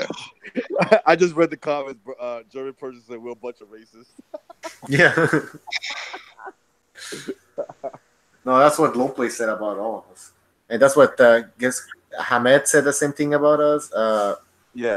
El Dude says. I mean, every time they're on the show, but when they leave the show, we're racist. Like, get out of here. So why did we have you on the show to begin with? Like, the thing is, like, every one of them that said it have always come back. They're always, oh, give me a link, let me come back. Yeah, why would you want to come back? I was just joking. I was just kidding around. Oh, you guys wanted controversy. You like controversy. That's why I was giving you controversy. I'm like, are you fucking serious? Every one of them, and it's not just one. Every one of the guys that we've had to take off our show for certain reasons have come back with their towel between their legs, begging to come on. You know, oh, let's just squash the beef and come on. Basically, now you know. Going around telling everyone that we're racist, that you want to fucking hang around with us and talk boxing. I mean, yeah, it's like we're the worst scum of the earth, and but still they want to hang out with us. Can I say one thing though? It was hilarious when Hamid came back on and played his music. That was funny. That was sad. That was creepy. That was hilarious, man. He's like, you know who he is. You know who he is. He's like, Golovkin's a bomb. you guys, Golovkin lovers. He's still at it. He's still angry at fucking Precise. He's like, God, let it go. Yeah, I've got one here for you, guys. We've got to do this one. How could we forget this one? 2018 most retarded BDA panelist of the year. Let's do a top. Let's do a top three because there's a few, isn't there? Let's do a top three. We'll start at number 3. I mean, we'll go down the list of the hangouts, and then you guys in the chat can get involved. I'm going to start with Butcho. Who would your number 3 be? I'd say. And this is not like I said. If some of these guys like Battle Rifle's being mentioned, we like Battle Rifle. When we say most retarded, I mean the comments that they come on and make, or the trouble that they cause, or the fucking victim card they play. Whatever, it could be any other reason. So just because Battle Rifle's name's being mentioned, it don't mean we think he's a retard. But that's what a lot of people in the chat think because of his opinion. So that's their decision. But he's not on my list. But go on. Butcho, who's your number 3? I'll say Michael Stott. Michael Stott. Recognize? I'm gonna say. Oh fuck, man. Let me see. Number 3. El Dude. He was my boy for a while, but yeah, I got to put him on the list, man. Yeah, I'm gonna go with Low Place. Now, because there's obviously guys that should be a little bit higher than him for certain reasons, and Low Place has to be on my list for certain reasons that my video at a later date will tell you. But he's going to be my number 3. Okay. But boxing, it looks like when you go in the chat, I mean, it's just not looking good for Boxing Star right now.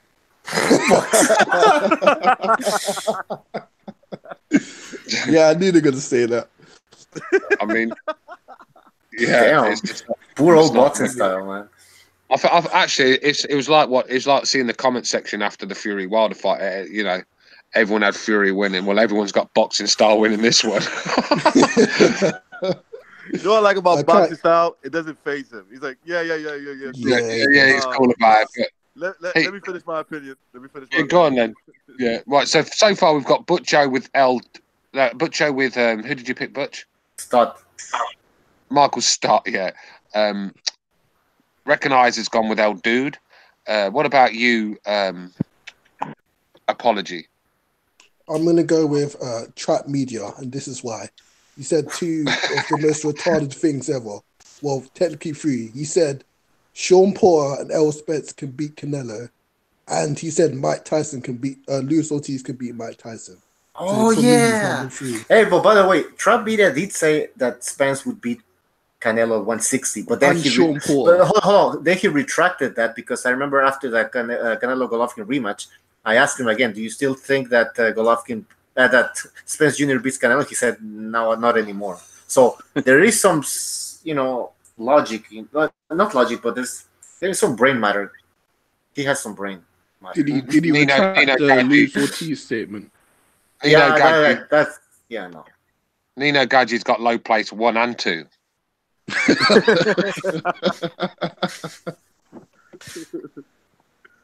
All right, okay. Oh wait, official boxing scorecard hasn't told us his pick. Yes, sorry, I haven't been here for a long time, but you guys talked many times about that guy, Low Place. In fact, I know that guy from before I joined YouTube. I saw him on what was that boxing scene forum, and I blocked him. What's his name on boxing scene? It was Low Place. At least I think it's the same guy. Okay. So if not him, most of the time, I was disagreeing with Trap Media. but Trump Media is still on the show. He's not like annoying though. I'm cool with him. I have nothing against him, but I'm just saying. All I'm saying is all the boxing talk we had since I joined the BDA community. Most of the times I was disagreeing with him more Okay. than anyone else. All right. So far, we've got Boxing Style at 1, Trap Media at 2, and Low Place at 3. So that's where we are at the moment. Your second most annoying person, but Joe, or most retarded, should we say, of 2018 of the BDA crew. Number 2. Yeah. Hamed. I'll tell you why. This guy, I didn't have any problems with him before, but this guy started annoying. That was around January, February. He had issues with Low Place, and he kept insisting that would kick him out. He kept sending us tons of messages, even video messages, video messages explaining to us why he has to leave. And it's like we were like, BD and I were like, started to get scared. Like, this guy's insane. And then he writes a big ass letter. He said he was gonna leave, and we said like, well, sorry to lose you, but if you want to leave, anytime you want to come back, you're welcome back. And he's like, he writes a letter, man. It's like, yeah, you gave a kid from where's he from, Cardiff or something? Yeah, thank you for giving a kid for Cardiff a chance to talk, and it's like getting all dramatic. And I'm like, guy, man, come on, this isn't the fucking this isn't ESPN or anything, right? So, anyways, then he left, which is his decision to leave. But then he starts telling Stu that to leave the show. That's when I was like, what the hell? Why are you telling Stu to leave the show? He didn't want Stu to. He was just trying to. He's trying to manipulate Cameron as well. Trying to get, basically wanted to do a little threesome on his hangout with Cameron. Yeah, just exactly. Me, Cam, and Hamid. Leave the BDA, Stu. Just come with Cam and me. I mean, get the fuck out. I don't mind doing it with Cam, but not. Yeah, he was Hamid was trolling Low Place, and Low Place called him a fucking terrorist. Hey, and then Hamed, because Hamed didn't have a platform to speak anymore because he wasn't allowed here, that he even ended up at Low Place channel. It's like the whole, like, he was so desperate for a place to speak. He was with Low Place, and we're like, the whole point of you like being annoyed at us was because we didn't want to kick Low Place out, and then he ended up with him. This guy is fucking weird. So that's why he's my number 2. Low Place got so mad. He's like, you know how Low Place is like, kind of like a left wing guy, social justice dude. He just lost it. He said, "You fucking terrorist, get the fuck off my channel." That's like Martin Luther King using like a fucking race. His trolling. Listen, man, he's not on my list, but his trolling is. I can see when people get pissed off. Yeah, even like, oh, that was insane, man. He was annoying everyone. Recognize, didn't he make a song about how bad Golovkin is or something? Oh, are you talking about Low Place? No, Hamed. No, it was Low Place. He started singing. It was Low Place. Oh, it was Low Place. Okay. Triple G is a fan. Oh man, I wonder if he did that with Charlo. No, but the other day he was singing Whitney Houston about Lomachenko. What was it? Something you've done nothing or something. You have nothing or something like one of them tunes by Whitney Houston on Bodyguard. So I mean, like, he's singing that about Low Place is a hard guy to like because there was one of these channels. There was one of these channels that you would think like Low Place, and then and Low Place played a video clip of it. The guy was like, "Yeah, motherfucker, don't come onto this channel, nigga. I'll knock your ass out." fucking weirdo. Low Place a weirdo. It's like Triple G. Recognize. Who's your number 2 then? Because we're going to move along.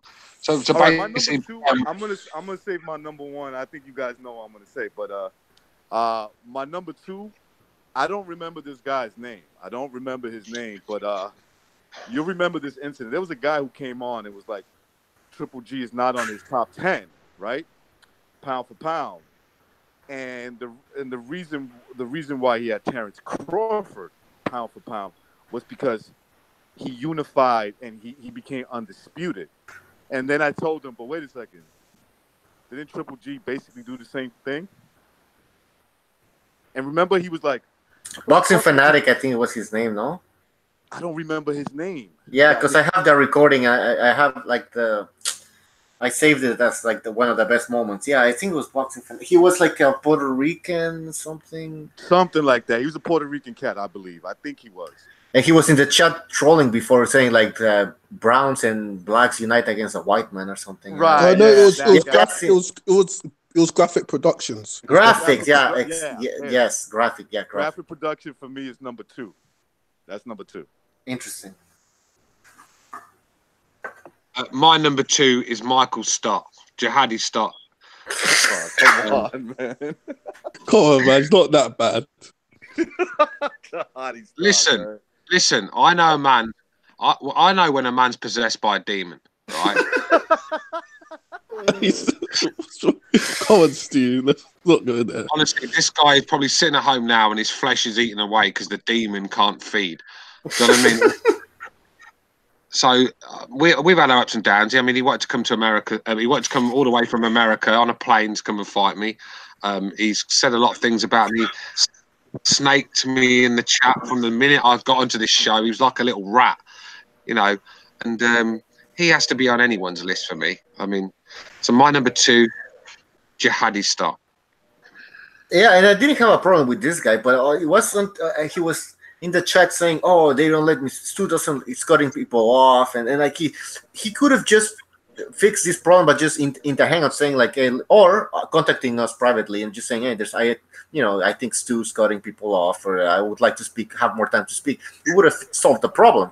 But instead, he goes in the chat and starts talking in the chat. That just oh yeah, he was also insulting the way he was. It's the way he looked in the camera at you as well, isn't it? He had that there's no colour in his eyes, just dark. He's just like, honestly, it's just nothing there. It's just there's no spirit. There's no goodness there. It's just well, I don't know what it is. He is definitely He is definitely from the spiritual world, and he's been possessed, and he's a demon. And let's be real, give that guy some Semtex, and he'll be fucking blowing himself up in a heartbeat.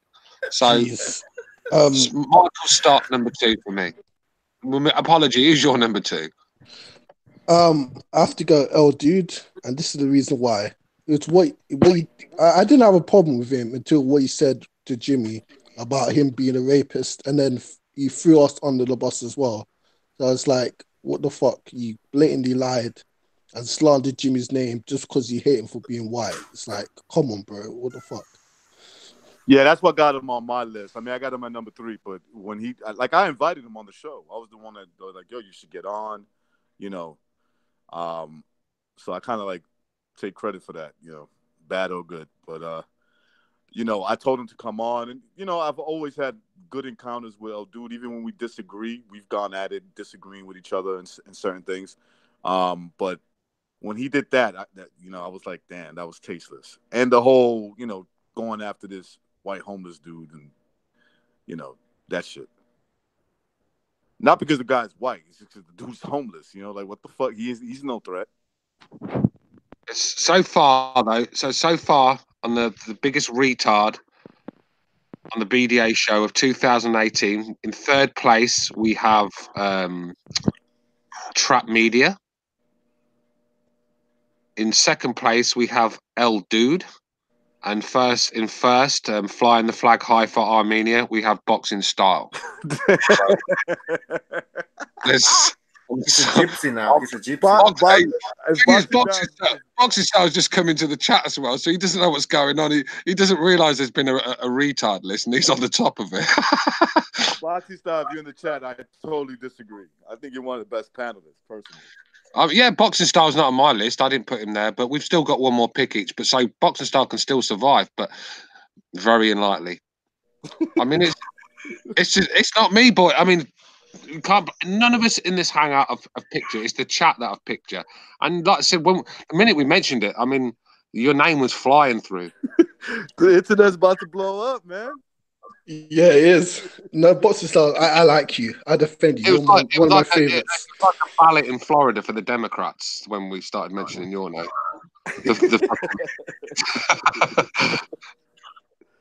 The fake vote started flying in.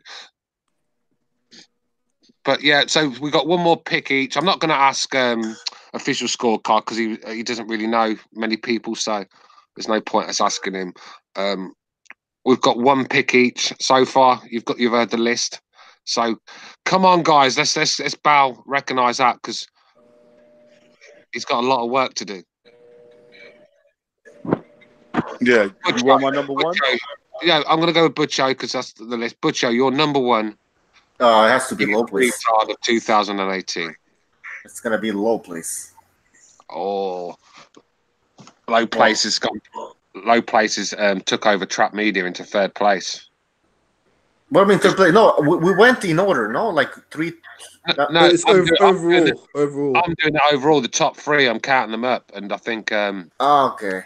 Trap Media, I think, took low places shot, but I think you just took low place back into third. L Dude second, and Boxing Style is in a big lead in first. So, go on, explain. Low place wall. Jeez, every time like we've given him chance to come back here and like trying to join a debate, and it always end up with him yelling and screaming and disrupting the show, and that's why he has to be number one, in my opinion. Yeah. What about you, Recognize? Oh, that's easy. Little X. Oh yeah. Yeah. He hates me. My reason is he hates me, and so I hate him back. Yeah. I knew he was going to. I think he's an ungrateful little shit. So, yeah, number one for me. Boxing Style said, "Fucking liberals." Apology. Who's your number one, bro?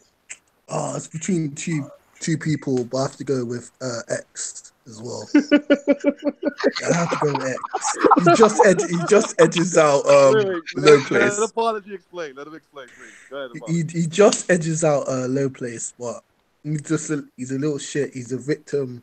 I don't like him at all. Yeah, totally agree with that, man. Well, you've just sealed you've sealed low places place. You've sealed basically because I'm going to come out on my number one, and that's L Dude for what he said to Jimmy, for what he said about this show, for what a little rat he is, for picking on a homeless man, for nothing, for being a racist, for being a little midget Mexican. There's plenty of reasons why I just don't like this little clown, and he's a bully, and he's a fucking low IQ thug. So L Dude is number one piece of shit retard on my list, and he wins it comfortably for me. Michael Stott number two, and low place number three. I think I said, didn't I? Yeah. So we've got the list in, and the final results are in. In third place, we have low place. In second place, L Dude, and the biggest retard of 2018 on the BDA show goes to Boxing Style. God damn. So that means I totally disagree with that, man. I disagree as well.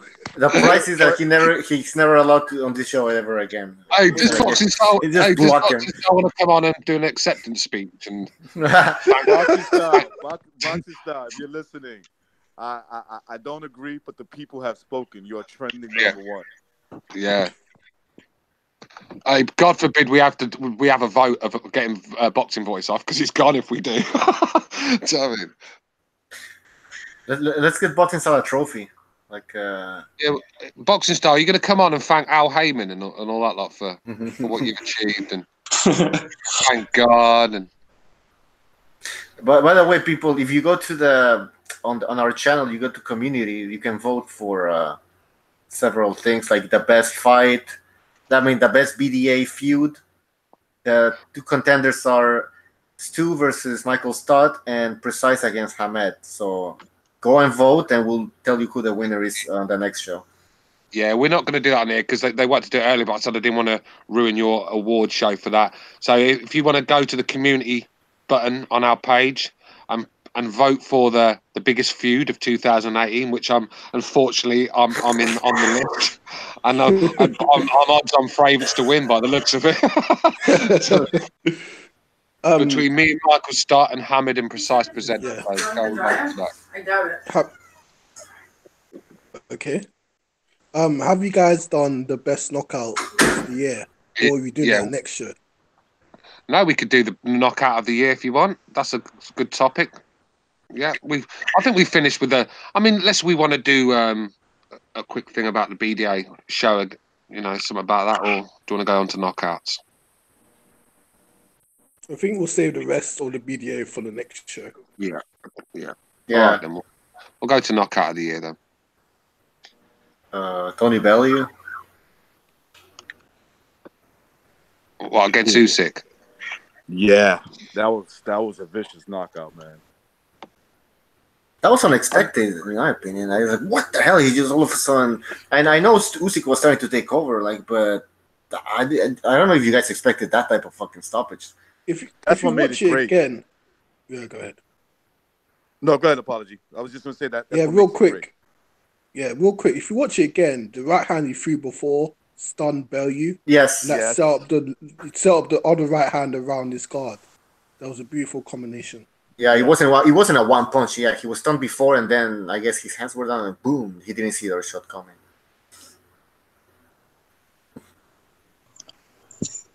Teofimo Lopez against Mason was good. Mm-hmm.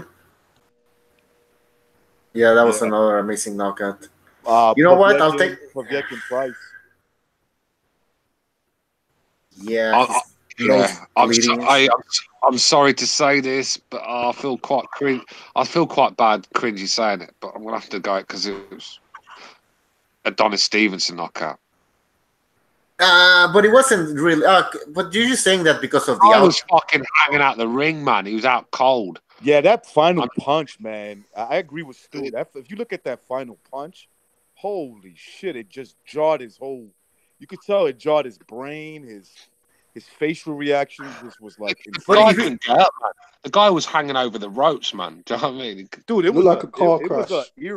It was an eerie reaction. If you look at his face, it's like somebody being fucking hit with a bat or something. Yeah, I don't like a car crash. I didn't like saying that, but I've got to keep it real. Which is it's either that or Dillian White v Chisora. Holy shit! How about David Price versus Povetkin? Yeah, that's what Precise recognized that. Yeah, I think so. Okay. Yeah. No, I agree. Like that's apology. That to me was a vicious knockout. That was. Right, let's go through the chat and see what they're saying so we can get a rough idea. We've got Povetkin Price from the Quags, Povetkin Price, Nino Gadji, Lucas Brown, with Dillian White, like Bellew, Usyk.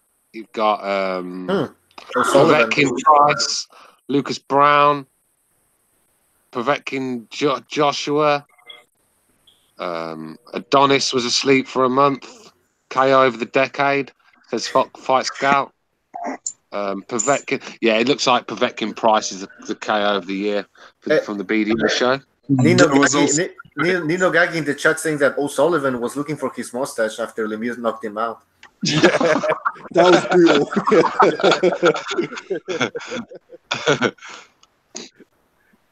Yeah, he knocked the stash off that motherfucker, boy. Yeah, he did. I'll be back later, guys. I gotta go for now. So it looks like Price has won it with Wozniak in second. Yeah, I mean, the reason I agree with you, Stu, with Wozniak being up there is because it was just that final punch. Like a lot of people, I don't think went back and saw that final punch, the reaction that he had. It wasn't like devastating, like let's say in terms of the effects. Or the special effects that Usyk did with let's say Bellew or Povetkin and Price, but if you go back and you just look at that reaction of his face, it tells it's no wonder why he ended up in the hospital. You know? Yeah. And he ended up in a I mean, coma. and that's probably why I picked it. I mean, I felt quite bad picking it, really, but it's boxing. You know, what do you want me to do? Do you know what I mean? Yeah, If we're not that's the talking KO, about a nice. This is not a nice sport. You know what I'm saying? no, it's not. This is a sport where people get hurt. We sit there and get excited about it. And we pick our Look, KOs of the year. And fortunately, he's on my list. I've always said Hey. that us boxing fans, we're a bit sadistic. We just are. You know, we like this stuff. Like, we're not saying that we want to see people die, but we do like, you know, in a sporting way. I'm not saying in a thuggery way. We like fights. We like physical contact sports. Honorable mention Deontay Wilder Fury knockout. Yeah, but when you say KO though, you know it's got to be end of the Yeah. fight. You know, you can- Okay. No one mentioned Gassiev against Dorticos. Yeah, that was a nice one. Yeah. I mean, I I think wouldn't the call price- it a devastating knockout, but it was a nice finish to the fight. Oh man! In fact, I made a mistake. It was the first knockdown that was huge. You know what knockout I did enjoy of Gassiev was what was the first guy's name he fought? Wodorczyk? No, it was No, not Uniel Wodorczyk. Dorticos. No, the guy that he fought in the the white, first the round. short white guy. Yeah, I know you're talking about. I forgot his name. I think it's Wodorczyk. Vlodarczyk. Yeah, Christoph Vlodarczyk or whatever. When he hit him with the body, remember when he hit him when he turned to the body and then he went upstairs? That was brutal. That was beautiful, bro. Yeah, I love body shots, man. Yeah. So we've picked our BDA KO of the year, and unfortunately, David Price was on the end of it again. You know, David Price is always on the end of a good KO. I told you he was going to miss the main event. He was going to end up in the ambulance with an oxygen tank. I told you all this was going to happen. you know my intro off by heart. Yeah. I've got a moment. I got a moment for the chat and for the hangout. 2018 funniest moment of the year from BDA show. So get your. I got one. I got one. I fucking got this. Well, you guys, it's the same you one. guys You're involved in it, in both of them. I think it's the same one. Recognize it's us You two. know It's what the I'm same. thinking? Apology, right? Yeah.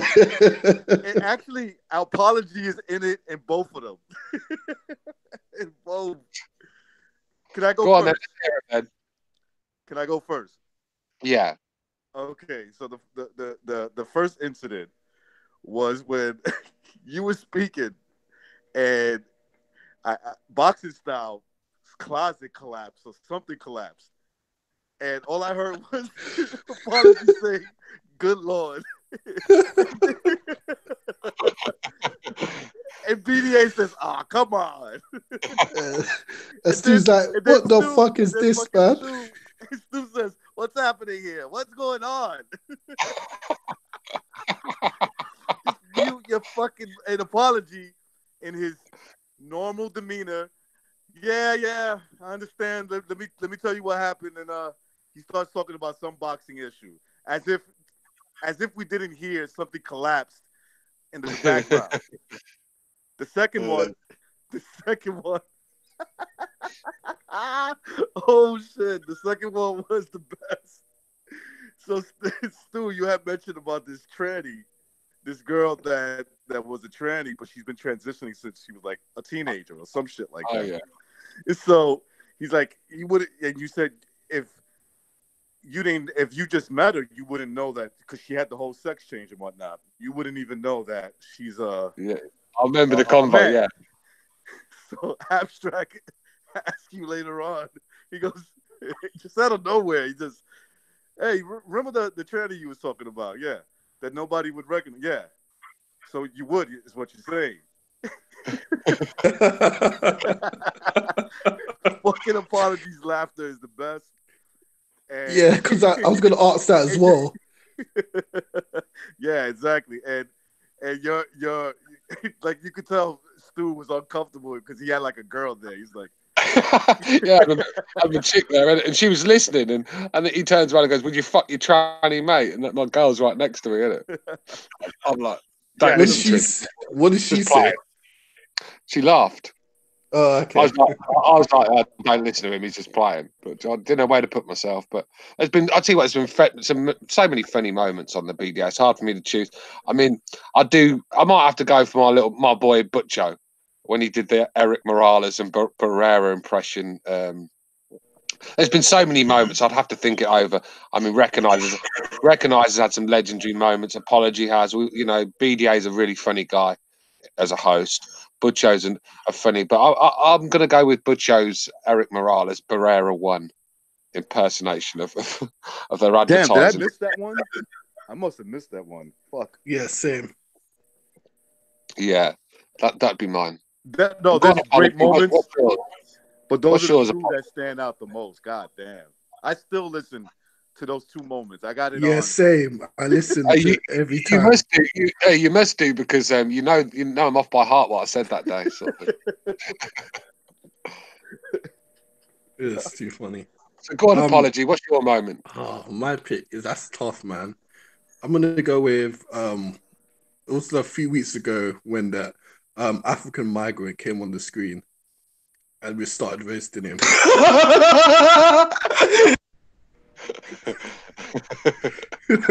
What the fuck was that? Sorry, guys. Fuck. Was that a scorecard? Yeah, I thought that was Bucho. I thought that was Bucho with his soundbite too. Yeah, same. Fuck, I forgot. Somebody in the chat said me impersonating El Dude. Did I do an El Dude impression? I did, right? Yeah. I think it was when Stu said, oh yeah, remember he was talking about cockholdry, and Stu said, what if your wife is fucking Islam? And he's like, hello Akbar. And then you said, oh, I'm gonna make a video about that, and he started impersonating El Dude. Yeah. El Dude is pretty easy to impersonate. We've had some great moments on this show. It's been a really good year. And we've had some fucking psychopaths on here for sure, haven't we? If there's a psychopath around, they'll find this fucking show, that's for sure.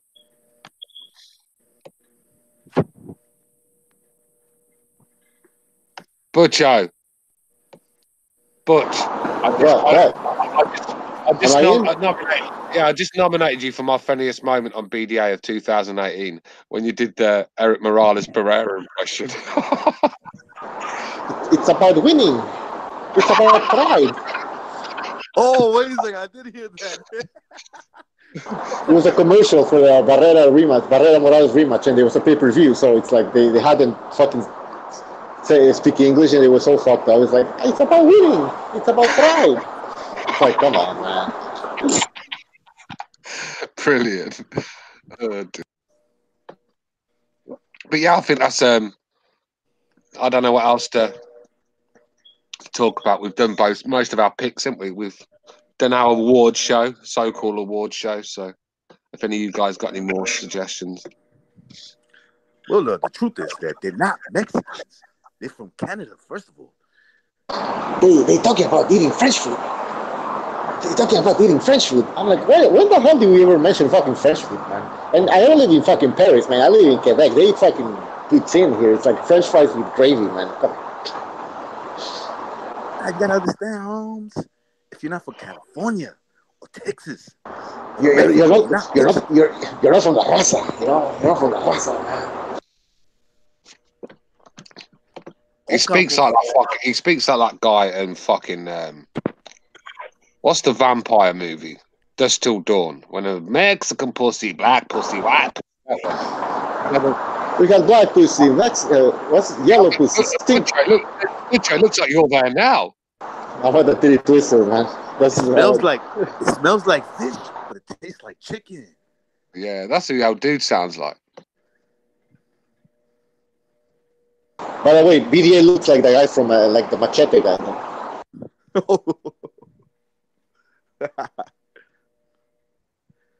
Oh shit! Someone just mentioned in the chat, Pavel. You guys remember he was doing the impression of a black person? Oh shit! Yeah, He's like, my nigga Terry Crawford's gonna knock this bitch out. That boy. remember what?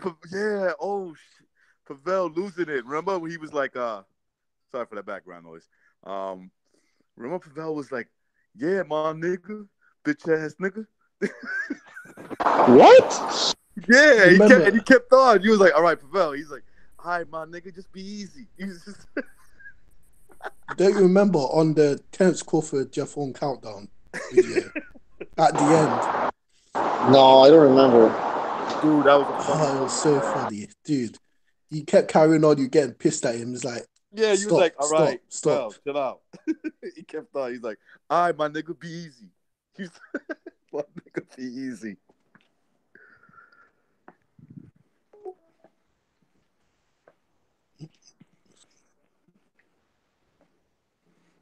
Yeah, there was a lot of funny moments on the show. Yeah, there was. I mean, I've been in tears, man. Some of the stuff, even some of the stuff, fucking boxing style says. I don't even think he means to be funny, but he's fucking has me in tears. BDA is the funniest host on YouTube, without a shadow of a doubt. You know what still has me in tears is when Precise starts singing. I watch that every day. Oh, what? Girl, you know it's true. Yeah, that was a funny moment. It's just the way you sung it. Do you remember when Precise and Low Place was going at it? Precise said, yeah, you fucking crackhead. He's a crackhead. Nobody cares what he thinks. Oh, God. Yeah. You know, way back, it's when I think it was when I first came on. We were talking about ass eating. Fucking Cameron, man. They're talking about eating ass. And you told him I lost respect for you. Yeah, that one. That was a top moment too. When it's like I lost all respect for you. I think Cameron will win our nastiest panelist of the year. Definitely. The most gruesome, because like I said, he fucking bum licks and all sorts, doesn't he? You can't beat that. Well, you know, Cameron is like the true example of like the young generation like today. Like he has a nasty sexual habit, right? And then on top of that, he falls in love. Like how many times it's been, Stu? How many fucking rings did he give to? How many girls he engaged? He was like engaged to or whatever. No, but if he put them all together, he could make an Olympic ring up for himself. Fucking hell. Probably. Remember that moment when he was telling you about some girl? He was like, "Oh, Cameron, come on." Yeah, man, don't do it. Well, I was waiting for him to get the fucking flowers out and also, oh, God. Yeah, then he came on like two weeks later. Yeah, we had a fallout. Did you want to buy an engagement ring, Stu? I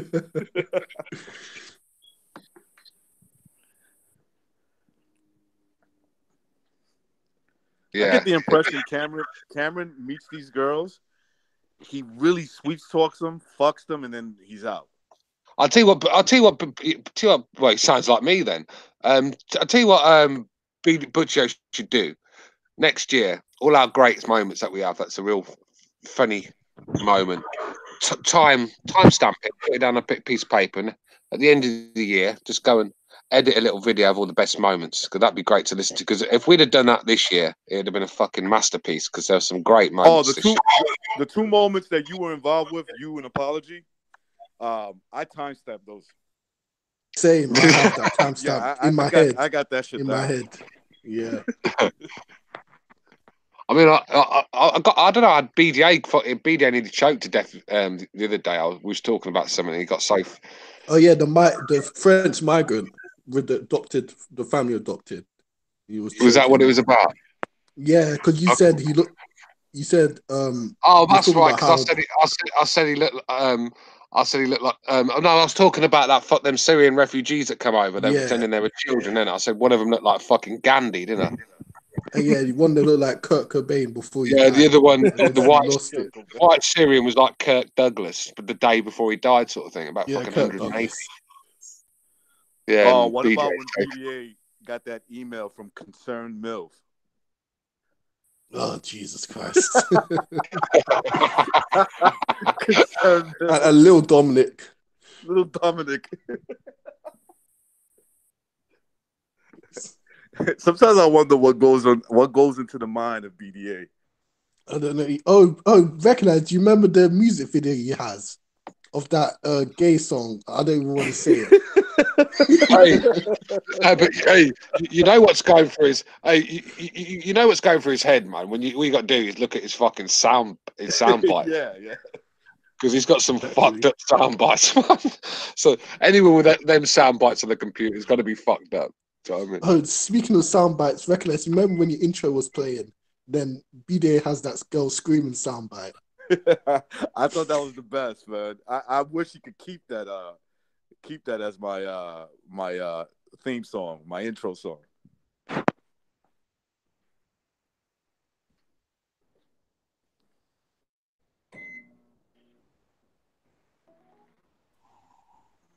Can you hear me, Big guys? big shout out to the Quags. He's just donated to the BDA cause. The Quags is the man. Bentley Fund. He's donated to the Bentley Fund. He's put best show on YouTube. Merry Christmas, guys.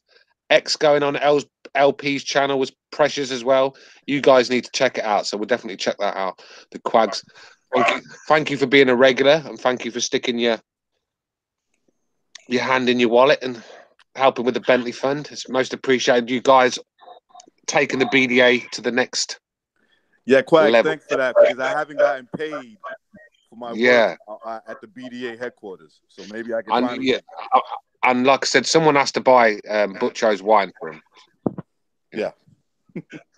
So I'm sure Butcho will thank you. That'll get him 3 bottles of wine.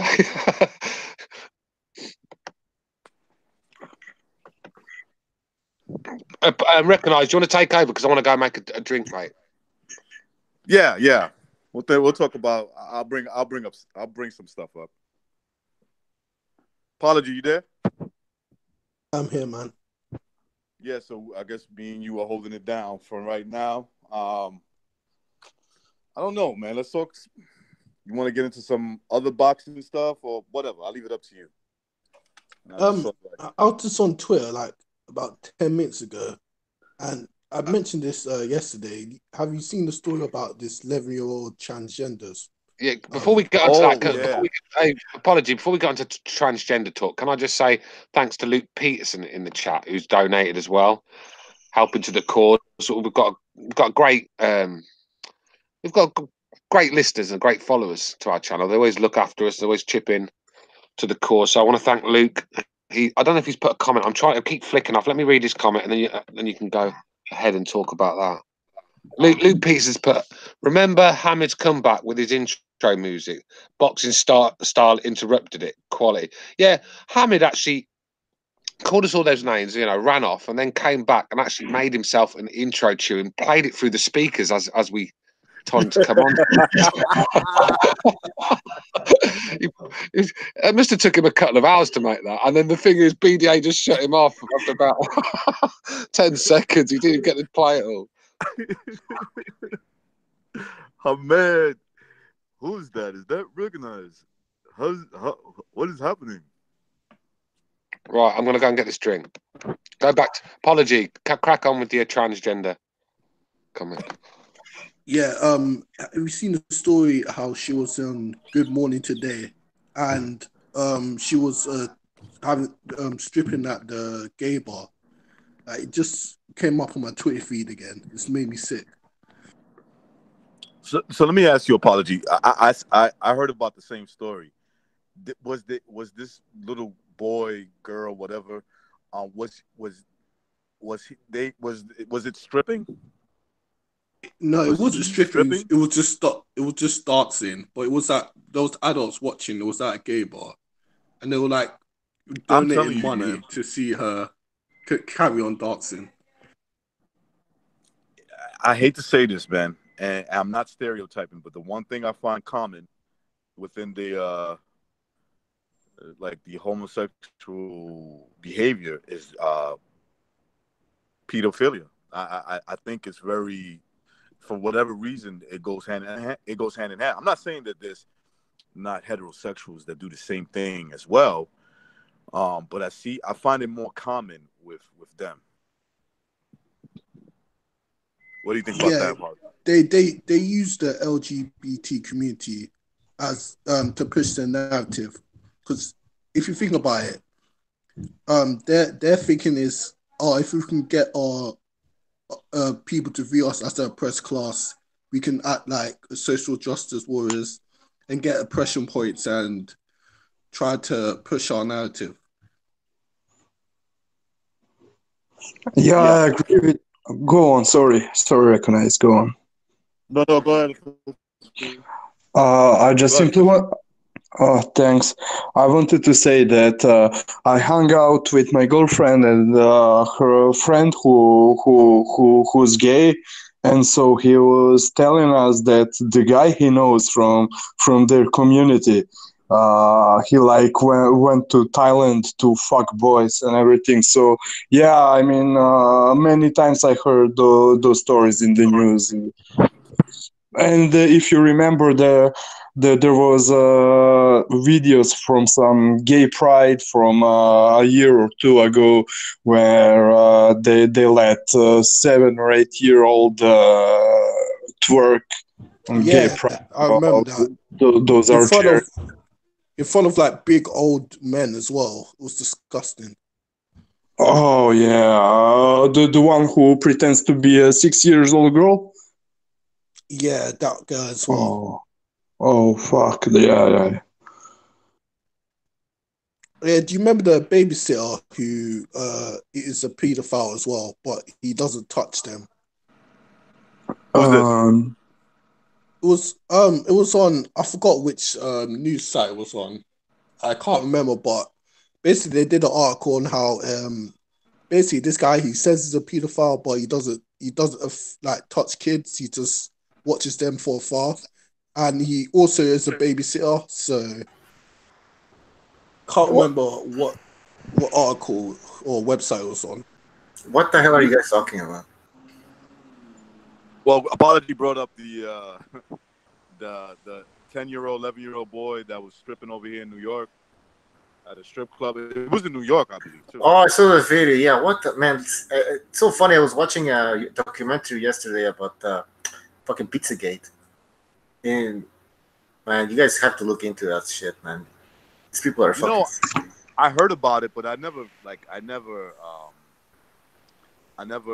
checked out the any stories on it or whatever YouTuber uploaded. I did check out a story one time about it was something called Boys Town. I don't know if you guys ever heard about that. No.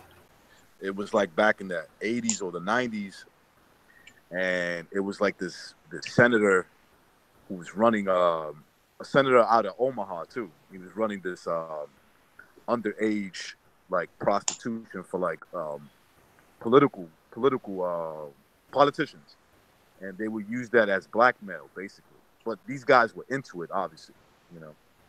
I don't know how true it is, because in politics it's very dirty. But I tend to think that when you bring up stories like that, that means that something like that happened. Yeah, for sure, man. We're gonna get shut down for sure, because. Yeah. But guys, you have to look into this stuff, man. Like, I believe it's real. You look at all the emails that were leaked, and all the code words that these people used. Yeah. We're gonna order pizza. Oh, you ready for the pizza party? Like, these are grown ass fucking man, politicians, fucking old. Who's having a pizza party, man? Like, it's all code words, man. Let me tell you. But anyways, guys, on this note, we're gonna have to end the show because I have to turn off the computer and because there's people coming over and shit. So. All right, man. Peace, everybody. Yeah, thanks for joining us. Thank you, Stu, for hosting while I was gone. We're gonna do another show with Mr. BDA for the BDA Awards, so stay tuned for that. All right, bro. All right, thanks. Peace. Merry Christmas, everyone. Peace. See you Merry later. Christmas, peace, guys. Peace. See you guys, everyone in the chat. Have a Merry Christmas, and we'll see you next time. Take care.